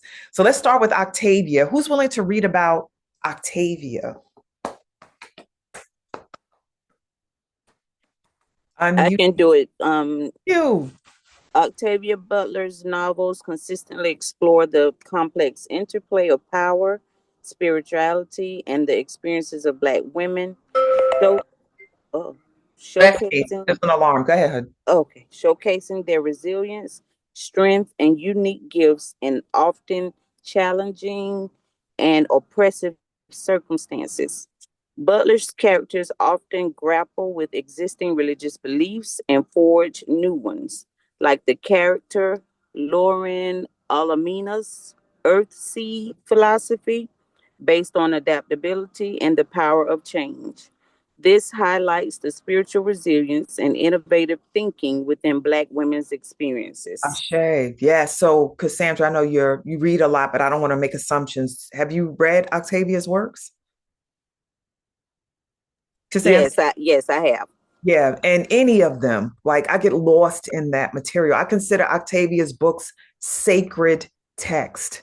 And I want y'all to know that sometimes you receive a message via text and it's sacred text because it's the message that you need for the moment for your growth and development. I know because I send sacred text to people, like when it comes to me, many of you have received text messages from me or voice notes, and I share what comes up for me. I pour into people. That's part of one of my spiritual gifts is the power of the word. So we can get sacred texts in many different ways, like literal text messages that you like, how did you know I needed this? Like, I'm so glad you reached out to me. This is what I needed to carry on because I was feeling so bad and so low until you reached out to me. And Octavia's books are like they are sacred texts. They speak of a future. She's Afrofuturistic in her shares. She talks about women a lot and powerful Black women and all these powers they possess. She talks about aliens. Like, yo, I feel like she was an alien or an angel on earth and she died mysteriously. I think it was a head injury. But she came in here like the wind and she left like the wind. And so she wilded out unapologetically in a genre of writing that was dominated by white males. And she got in there and wrote these books that just were amazing, won so many awards. And there's so much messaging in her books. The the Parable of the Sower, Earthseed, Kindred, all of these books. Like, if you don't know, you better find out. Follow Octavia if you don't have time to turn the pages. Go to audiobook and listen to the books because they're amazing. So if you're a follower of Octavia Butler and you know what I'm talking about, drop it in the chat. Drop her name in there, Octavia, so we can conjure her up and let her know that we love her and we adore her. Thank you. So who can read about Harriet? We all know about Mama Harriet, but I want to reiterate. Thank you, Gina, for dropping that in. Desiree, thank you for dropping that in. Speak her name because they only die when we stop speaking their names. So Harriet Tubman, who wants to read about her? Hattie. Thank you, Hattie. Harriet Tubman experienced trances and visions after a head injury in childhood.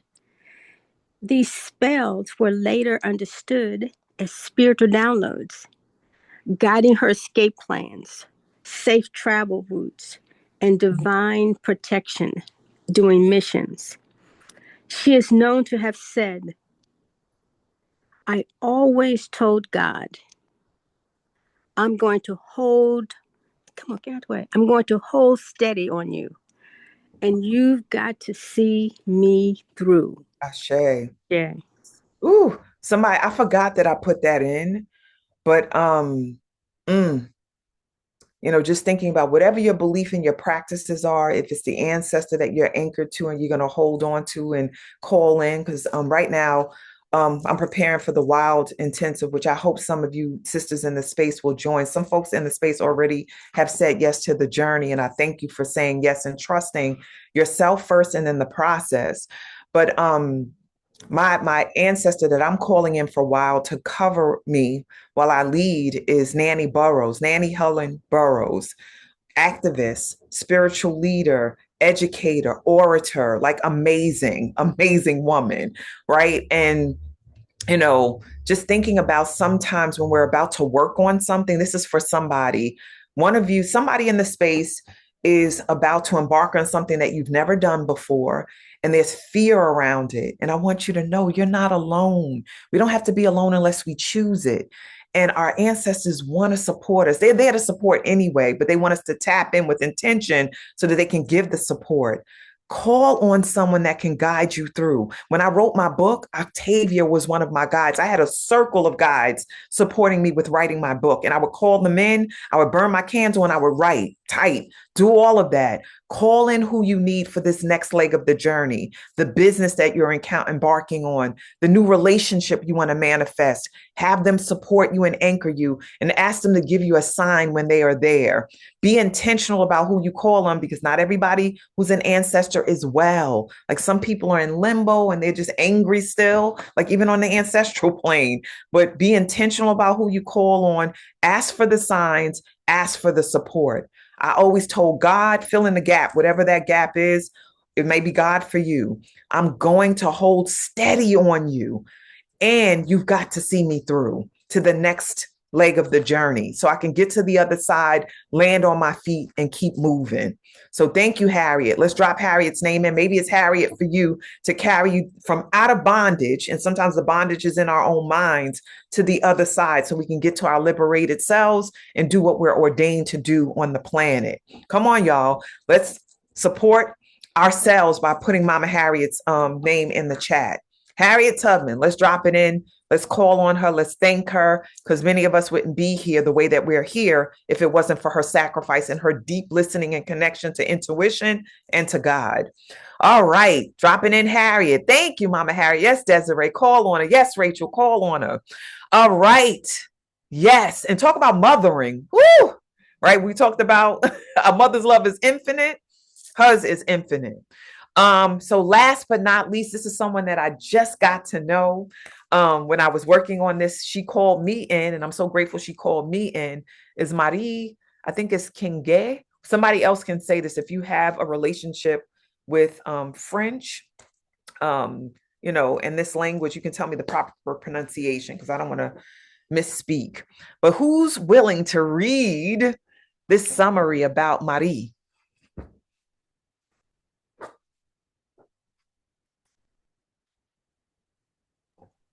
Come on. We have Rachel. Rachel. Yes, Rachel. Come on, Mama.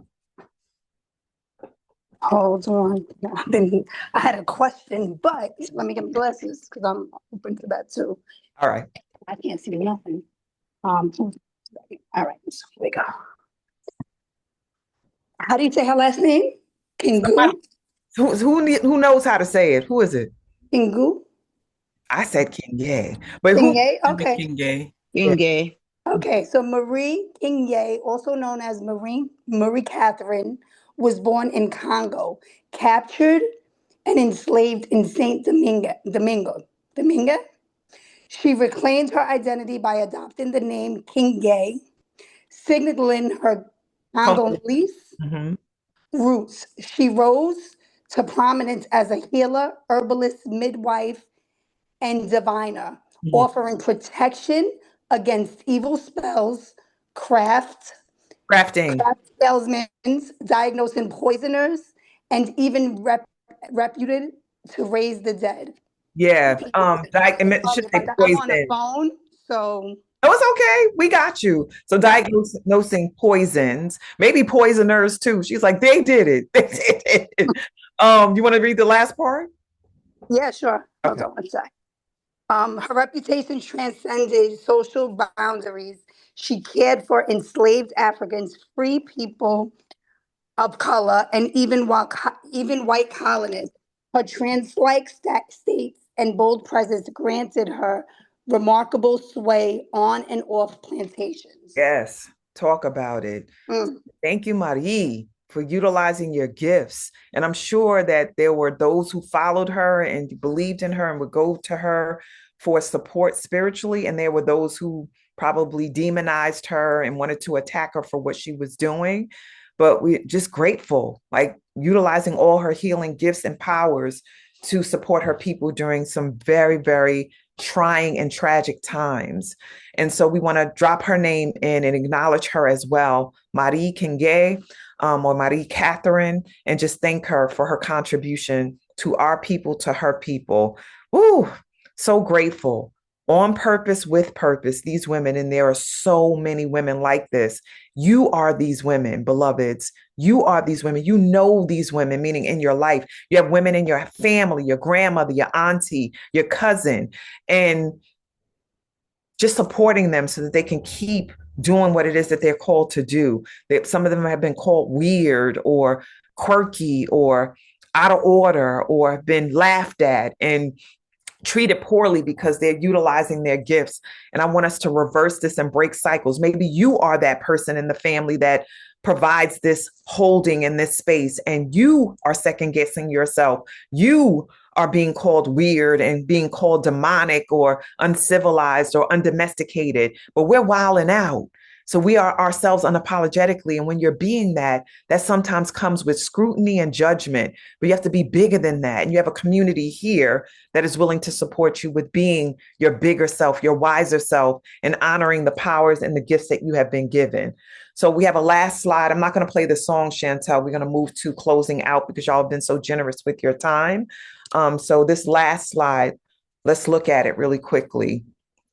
And I have a question. Thank y'all for dropping Marie. Don't jip Marie. Please drop her name in and make sure that we speak her up, big her up, love on her, because the mother's love is infinite, right? So wilding out equals restoring the divine design. And you, beloveds, are the divine design.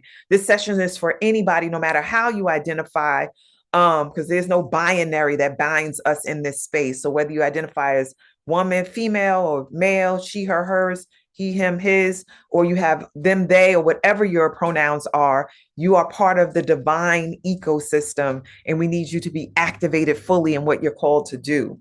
And so to be wild is not to be reckless, right? Somebody mentioned emotion means to be in motion. And I'm saying to you that emotion, is about not creating a commotion, but being like really aligned with order, with power. That doesn't mean being hemmed up, but sometimes we got to shake shit up and stir things up so that we can move them forward. So I'm inviting you to make a commotion in a high vibrational way. Be unapologetic in your conjuring and you're speaking light into the world, but start with self. Start with self. So to be wild is not to be reckless. It is to return to our natural state where we are in rhythm with our bodies, ancestors, and intuitive intelligence.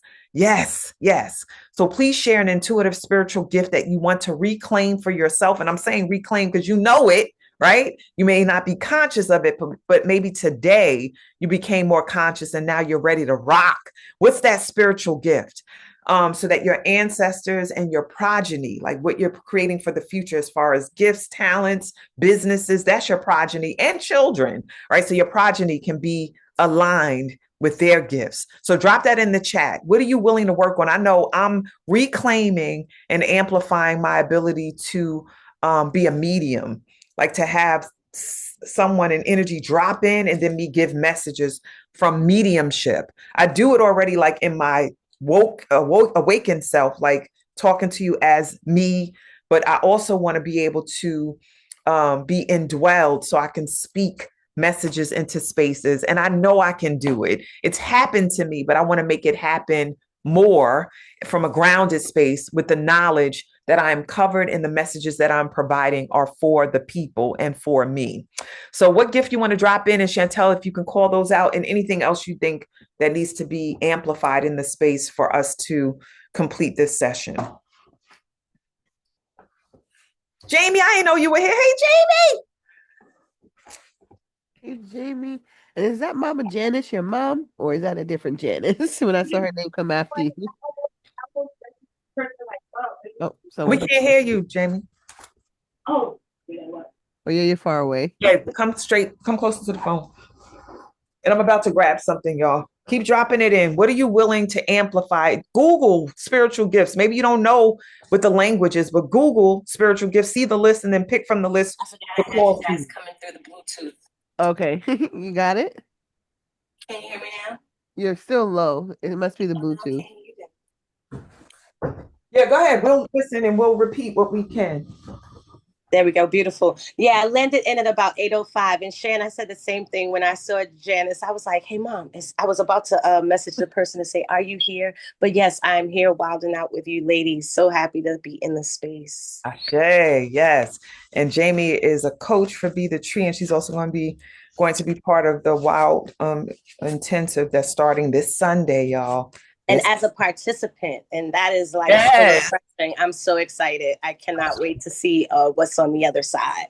Same, mama, same. And Jamie just made me, she ignited in me to grab my cards. I love these cards because I had them before Jamie showed that she had them. But when I see her, it makes me think of this deck. So there's a deck called the African Goddess Rising Oracle deck. There are 44 cards in the deck. They're made by Abiola Abrams, who's a powerful, powerful spiritual being. Yeah. The cards are amazing. They're beautiful, aesthetically beautiful.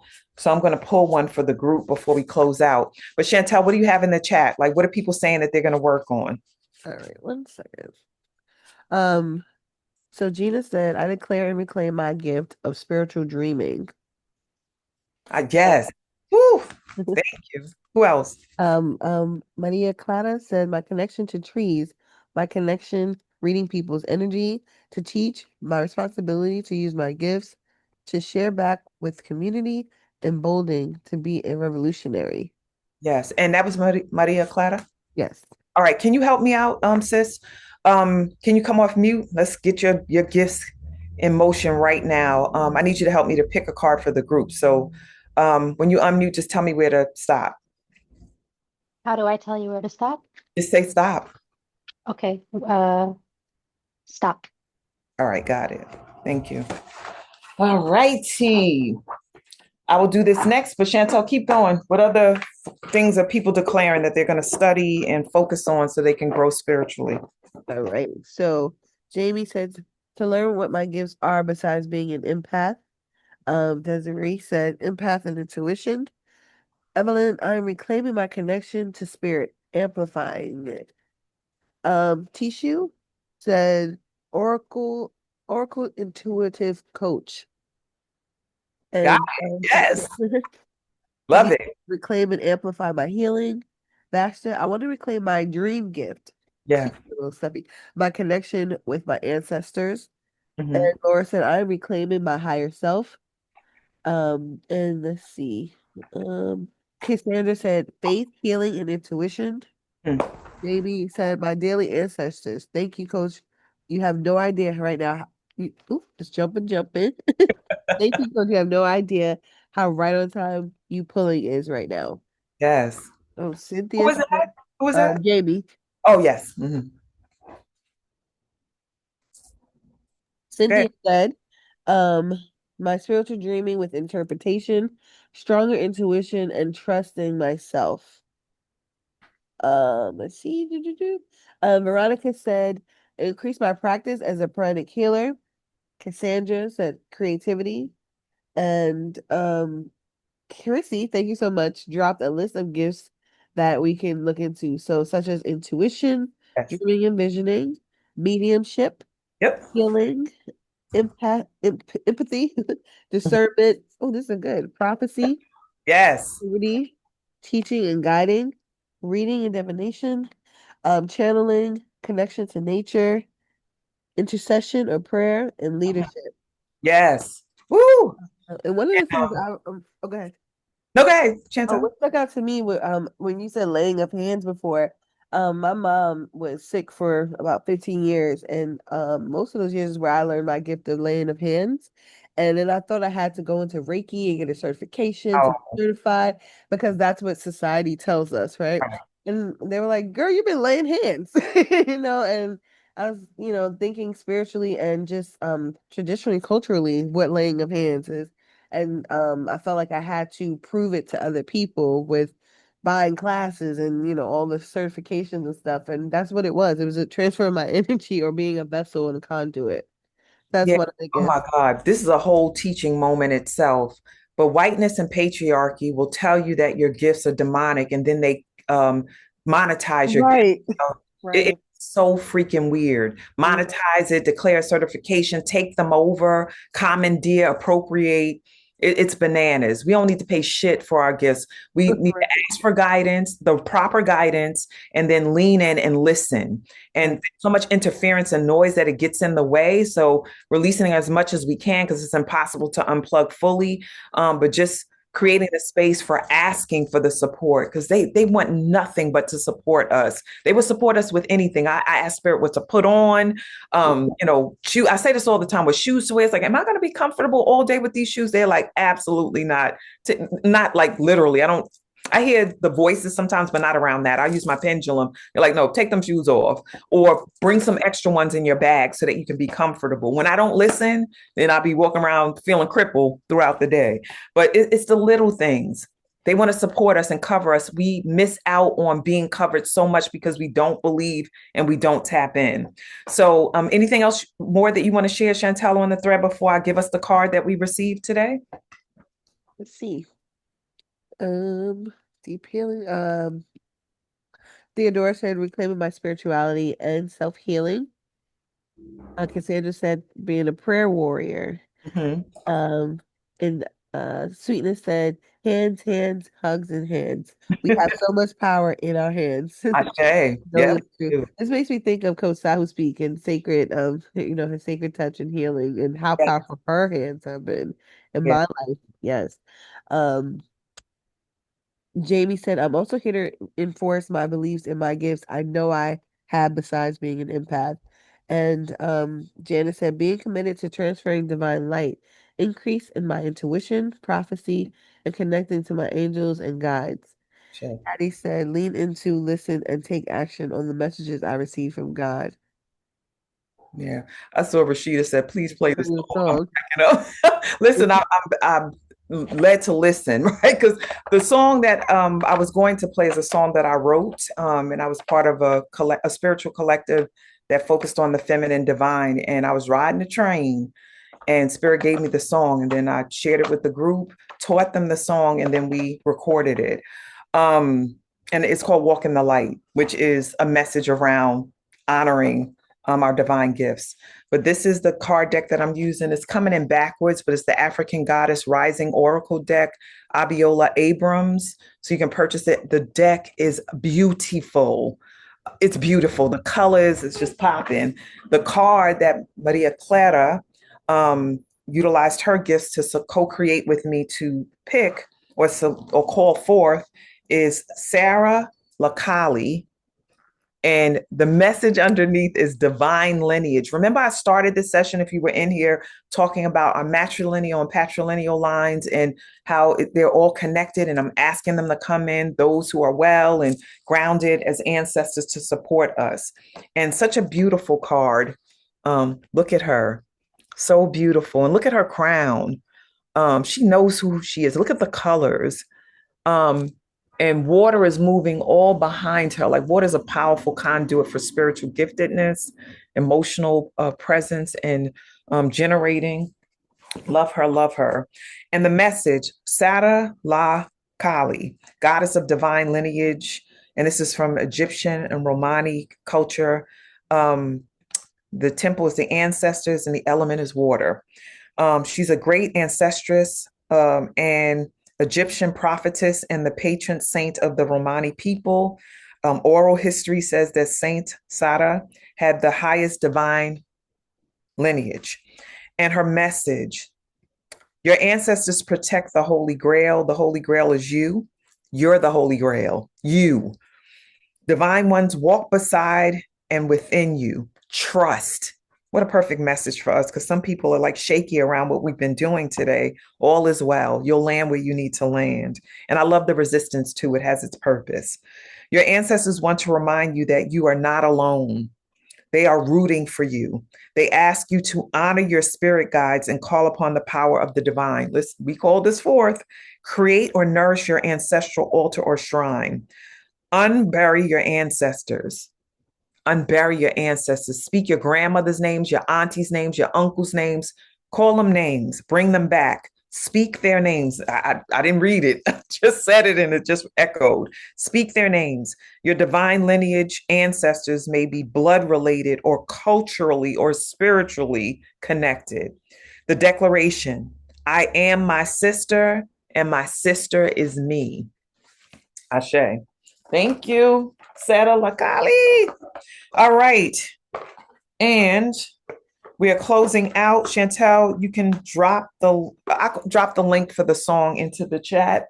I'm just conscious. I don't want to keep people in the space longer.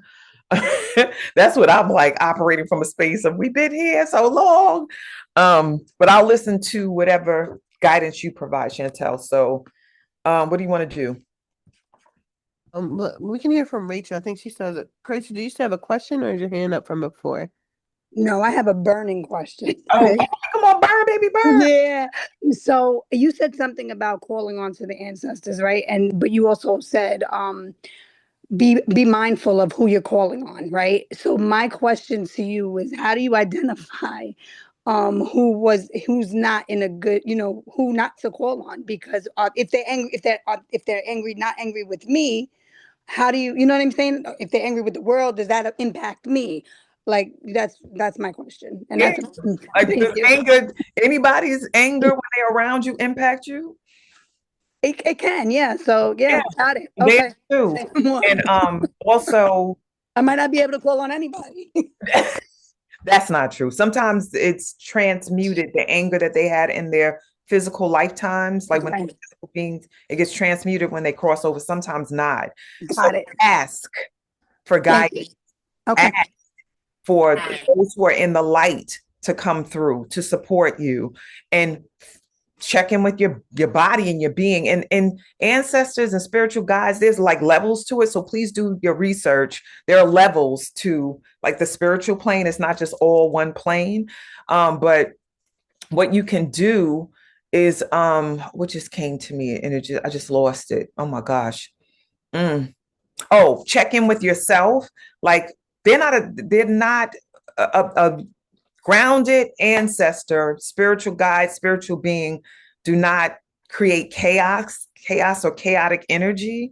And so if you find that that is happening with you as you engage, just be conscious.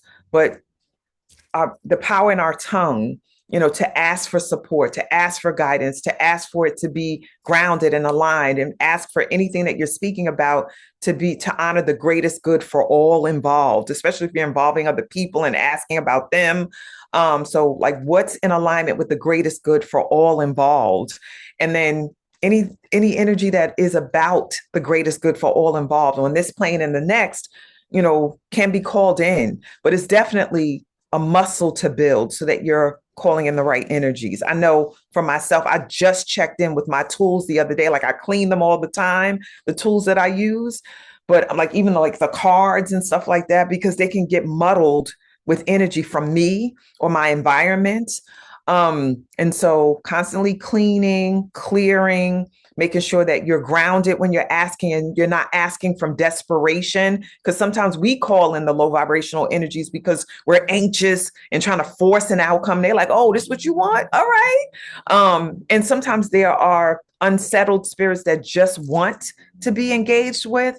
And it's just not good energy for you to be calling in because they're unsettled and desperate for connection. So there's a lot of layers to this. We would need a whole other, like I'm going to be addressing this in the Wild Intensive, but we need a whole training piece. And I've been asked again and again to do this, and I'm coming back to it through Wild, but I'll definitely be doing more teaching over the next year plus around this because Spirit is asking me to do that. So thank you, Rachel, for your burning question. I love that you ignited it in this space. All right, family. Chantel, we ready to close out? Yes, I believe so. All right, awesome. Oh, and I'll drop the song in so y'all can listen to the song. It's called Walk in the Light. Composed by me. One of the singers on there is my daughter Jasmine, my friend Jennifer, her daughters Coco and Quinn. Marshall Soulful Jones, I think, is on there, and my voice as well. So, yeah, an original piece that is like 12 years old or something. All right, let me pull this up for y'all. I'm not playing it, I'm just dropping the link in. Go ahead, Chantal. Oh, I was pulling up the information about the Wild Intensive. Yeah. Okay. So I'll drop the link in the chat as well. But the Wild Intensive, we talked about all of this, women intuitively leading by design. So how do you hone in on these tools and manifestations of your powers and your gifts? It's by joining the Wild 4-month journey with us. So this intensive is a sacred 4-month journey for adult women of all background, ages, and leadership paths. And it's going to be led by our very own Shawnee Benton Gibson, CEO, healer, organizer, mother, mentor, artist, all the things, which is a program designed to ignite the untapped parts of our leadership as women, like we spoke about, these gifts that we've had for so long, and we're just learning to trust. We're learning how to use them wisely and intuitively and listen, right? And so this is what we're going to cover in our Wild Intensive over the 4 months. Let me see. Oh, let me move some things around. And I saw some people were interested. So we are going to have our last 2 intro sessions where you can learn more about the program. But again, we're inviting you to reclaim the parts of yourself that have been neglected in the name of survival, right? And just by way of your family, society, things that you've been told, how you've been censoring yourself all this time, and need to fully learn who you are spiritually as a being and the gifts that you've been given and that have been planted in you by design. So, and also it's led by coaches such as myself who've done the WILD program last year. And we had the privilege of being a part of the program in its beta version, pretty much, and getting to know it and understand it and provide feedback and nourishment as well for the design. But it was an amazing experience. And I can't tell you how much it allowed me to tap into who I am and by design, by my maker to use my gifts. And so and still I'm still learning to trust, but I had to learn that I had to learn to trust in the program. I didn't know that I wasn't trusting it until I said it out loud and got the support from the women in the program. Ashe. All right. So let me see the next slide. Yep. So Shawnee, what's your special offer? Yes, join a wild introduction. The introductions are free, and there's 2 left, as Chantel said. But if you're not available for the introduction, don't let that stop you from tapping into me or Chantel or other members of the wild team to actually get clear about what the program is and how you can join. There's tuition involved. I always love to talk about the money because money is energy. And some of us have spiritual gifts for manifesting money and resources. And some of us, the reason why some of the energy around money is blocked is because we haven't tapped in, we haven't freed ourselves up. We're in a disempowering context about money. And so in time too, it's like, I don't have time for this, I'm too busy, but we can't afford to be sleep anymore. So the free introduction is called Leading by Nature, Awakening the Wild Woman Within. Totally different than today. So you got a bonus today by engaging in this conversation, but in the Wild Intensive, we'll take a deeper dive than we did today about spiritual gifts and how they work and how to tap in and work the muscle and discover what they are, amongst other things around leadership in women and leading as a femininely divine person and leading holistically. So our next 2 intros are on Saturday at 4 p.m. and then Sunday. What's the time for Sunday? Noon, 12 o'clock. You need to blow that nose, Chantel. It's still stuffy. Maybe So something metaphysically is coming up for me. Right. Yeah. And the stuffiness and the breathing, I've talked to you about this before, is about grief and getting out emotional blockages for sure. So anybody who's dealing with stuffiness and asthma, it's all like grief. Yours and people in your clan probably, or the people around you. But Leading by Nature, Awakening the Wild Woman Within, free introduction session to prepare you to participate with the WILD Intensive. WILD stands for Women Intuitively Leading by Design. So the program is for women, but men will be blessed because we're doing the work. And there's a $1,500 tuition that's associated with it. It's a 4-month program from September 14th, which is this Sunday. It starts at 6 p.m. Eastern Standard Time, all virtual. We meet every other Sunday, so it's not every Sunday. And we have clusters that we're in so we can practice what we learn in the sessions so that we can grow. And then there's 4 separate offerings: a psychodrama session, a hypnotherapy session, a 7-day ritual to close out the year. That's all about legacy building. And then also plant medicine journey that will be led by our beloved Maddie Ness, who facilitates in this session all the time and is a powerful shaman. So lots to be offered here. Check it out, y'all. Come to the free intro just to see what's possible and then explore whether you want to join or not. So let's carry on.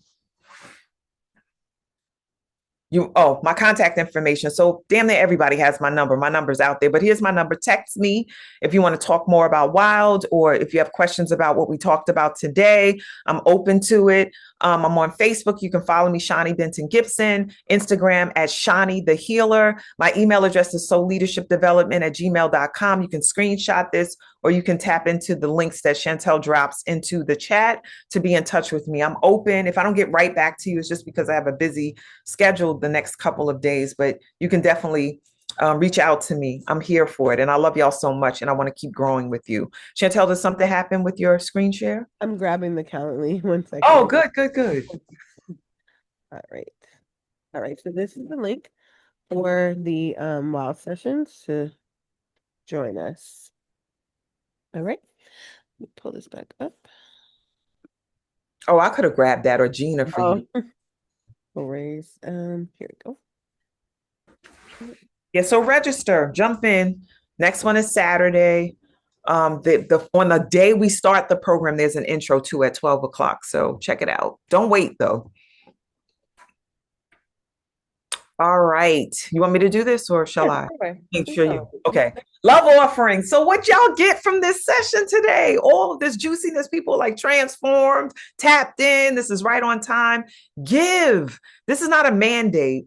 This is an energy exchange. Like, giving is a ritual, y'all, depending on what you're giving to and why. So I just invite you to give love offerings as a result of what you received today. Not a mandate, invitation, not obligation. We utilize the donations to keep our Zoom up and our automated texting. All the infrastructures are Kajabi, which helps us with our e-blast. It helps with the administrative aspects of Wake Up because we don't pay anybody for facilitation or for being on our admin team. So utilize Zelle. If you have Zelle, soulleadershipdevelopment@gmail.com, the email address for Spirit of a Woman, and then Cash App, $ Spirit of a Woman. And you can give any amount, doesn't matter. Like, all of it will be used to contribute to this sacred space. And you can use the code #1455, which is the day of our session. We've facilitated 1,455 sessions on Wake Up, y'all. We're amazing. And use my initials SBG for Shawnee Benton Gibson. You can move forward. And then there's a way to give monthly. If you want to give monthly because you're here for it, right? You can set it up. There are many people who give on a monthly basis, like Jacqueline. Laura gives almost every day that she's here, and we thank you for it. And there are others that have given to us, and we're just super grateful for everything and everyone that is so generous in this way. Not everybody can do that monthly giving, but think about it. If you have subscriptions you don't even use, you can give that to Wake Up. If you cancel one, it's like you've been given $5 a month, give it to Wake Up. And you can have Chantel set up a special link for you if you don't want to give one of these increments, 25, 50, 75, or 100 a month. But it's well worth it because what we're providing is worth millions of dollars. When I think about the 5 years and how many lives have been transformed because of Wake Up Everybody offerings. Let's move forward. And everything's in the chat. Up next on Sunday, September 14th, is our brother, beloved Baba Afam, and he has 2 names too. One of them is missing. It's another A name. It's not coming to me right now, Lord. But anyway, first name Daryl. And what he's going to facilitate, I'm sure, is spiritually based. He's a healer through hands, through movement, He's amazing. So To Be Determined is the title, but Trust and Believe is going to be about healing and transformation. And this is for Sunday. And y'all tune in, set your alarm so you can join him and keep growing. The Wake Up Everybody welcomes all new members. A lot of folks were new today, and so grateful that you were able to come and join us. We're here to learn, elevate, and ascend, and we want to do that with you. So you joining means you're an automatic member, but officially register, and we'll show you how to do that so you can receive our announcements and e-blast, and you can join us on Facebook. So keep coming back, y'all. It's worth it. And we need admins to support us. Like Chantel is my admin for today, and Gina, Chantel was main admin to do all the magical things she was doing in the session, plus contribute to the session. Gina was the Facebook admin to bridge us into Facebook. And so I thank you both. We need more admins to do the morning adminning. We need folks to create the slides because somebody worked on slides. We need folks to onboard. There are people who onboard the facilitators to prepare them for the session. We're so grateful. We have folks that, manage Facebook and the announcements. So please do join us if you have the bandwidth and the desire or just curiosity. Come check it out. You can email us to let us know. And Chantel, please check the email when you get a chance today so we can see if there are folks who have expressed an interest in volunteering. And then we'll train and develop you so you can do it. So you don't have to worry about having the skill set. You do need equipment and all of that, like a laptop, Wi-Fi and other things for some of the admin roles, but you can check it out and see what's possible. Yes, y'all. It's a whole production behind the scenes. Yes, there is. We're here in the morning, but there's so much work that goes into it from volunteers to make every session possible. Ashe, and we need more for sure. We need more. Yeah, and even more admin, but also facilitators. If you know people who can join this space and add value to it, please recommend them to us as well. Ashe. Yes, thank you. Definitely. You can send their names to anyone on the team, really, and then make sure we. Thank you, hon. Yeah. All right, schedule Sunday through Thursday. We are here. Sunday, Tuesday, Thursday is a 90-minute session. And then Monday and Wednesday are 30-minute sessions, 5 days a week without fail. So definitely put us on your calendar and take your Wake Up Everybody vitamin 5 days a week. And if you want to be added to a automated texting system that we have in place, just type in 74121 through your text app and then send wake up. I'm sorry. Let me slow down. I'm tired, y'all. Type in 74121 for the text app and put in Woo Nation in all caps and then send it like you're sending a message to anybody. And then it will add you automatically to the texting in the morning. And if you want to stop it, you just type to the same number, the word stop, and it will stop the texting if you want to break from it or if you don't want to be woken up out of your sleep and you want to get up naturally on your own. We can carry on. And then just thank you. Here are all the links so that you can register to receive official announcements each week for who's going to be facilitating. You can get the announcements that we have about offerings that different facilitators have, and we send that via email. You can follow us on Facebook. We have a private page and a public page. So please, follow us on both so you can get all this juiciness that we provide in the mornings. And follow us on Instagram. We're trying to increase our presence there so that we can be talking to you on all different platforms. We have a YouTube account, so please subscribe. We have a lot of our videos up and we're planning to put the rest of them, over 1,000 videos that you can tap into at any time, and they're categorized so you can tap into what you want to discover through looking through the category or the table of contents. And then you can email us once again at info.wakeupseries@gmail.com to share testimony, to share your desire to volunteer, to share suggestions about facilitators, or to declare that you want to be a facilitator, or to give suggestions for how we can make this better. And I am complete. Ooh, my body is so sore. Let us make sure we give you a warm shower. Aches and pains. So thank you so much for this fruitful conversation and for being a conduit of this information, Shawnee. I'm going to unmute everybody so we can give her love shower for today. Thank you, Thank thank you, you so thank you, much, thank you, sis. thank you, Love thank and you, hugs. thank you. Amazing. Love Thank you. you Thank so you, much for the Shawnee, love. the guys, the Thank you, mothers, thank you, the thank you, fathers, thank Thank you, you, thank you, Shania. thank Thank and you, you all thank so waking much. us you. up. You We all. got asked Thank you up. so Everything, much. Thank what I you. receive, what I Thank will you. get. Wildin' out. On a Fall back on tenfold, me. give Oh, you Wildin' boy. all that you wild have, Thank out. make it you. be poured back And into you Wild a out. hundredfold, and may you be blessed 1,457 times. like Okay. no Yeah, tomorrow, love that, sorrow, Tara. Thank you. sorrow. Yes, Anything you yes. put your Thank hand you. Thank to shall you, Carmen, my prosper. Thank colleague. you. Love Thank you. you. Thank you. Be Love you still. Wish you today. Love rest, Yes. you. It goes Have peace, a with Love me. you. healthy beautiful, beautiful Peace day. and Thank you, blessings. Shawnee. You're for welcome. all that you put into this Ashe, you're welcome. service. Say Thank amen. Love and you. light. Love and light to all. Have a good day, y'all.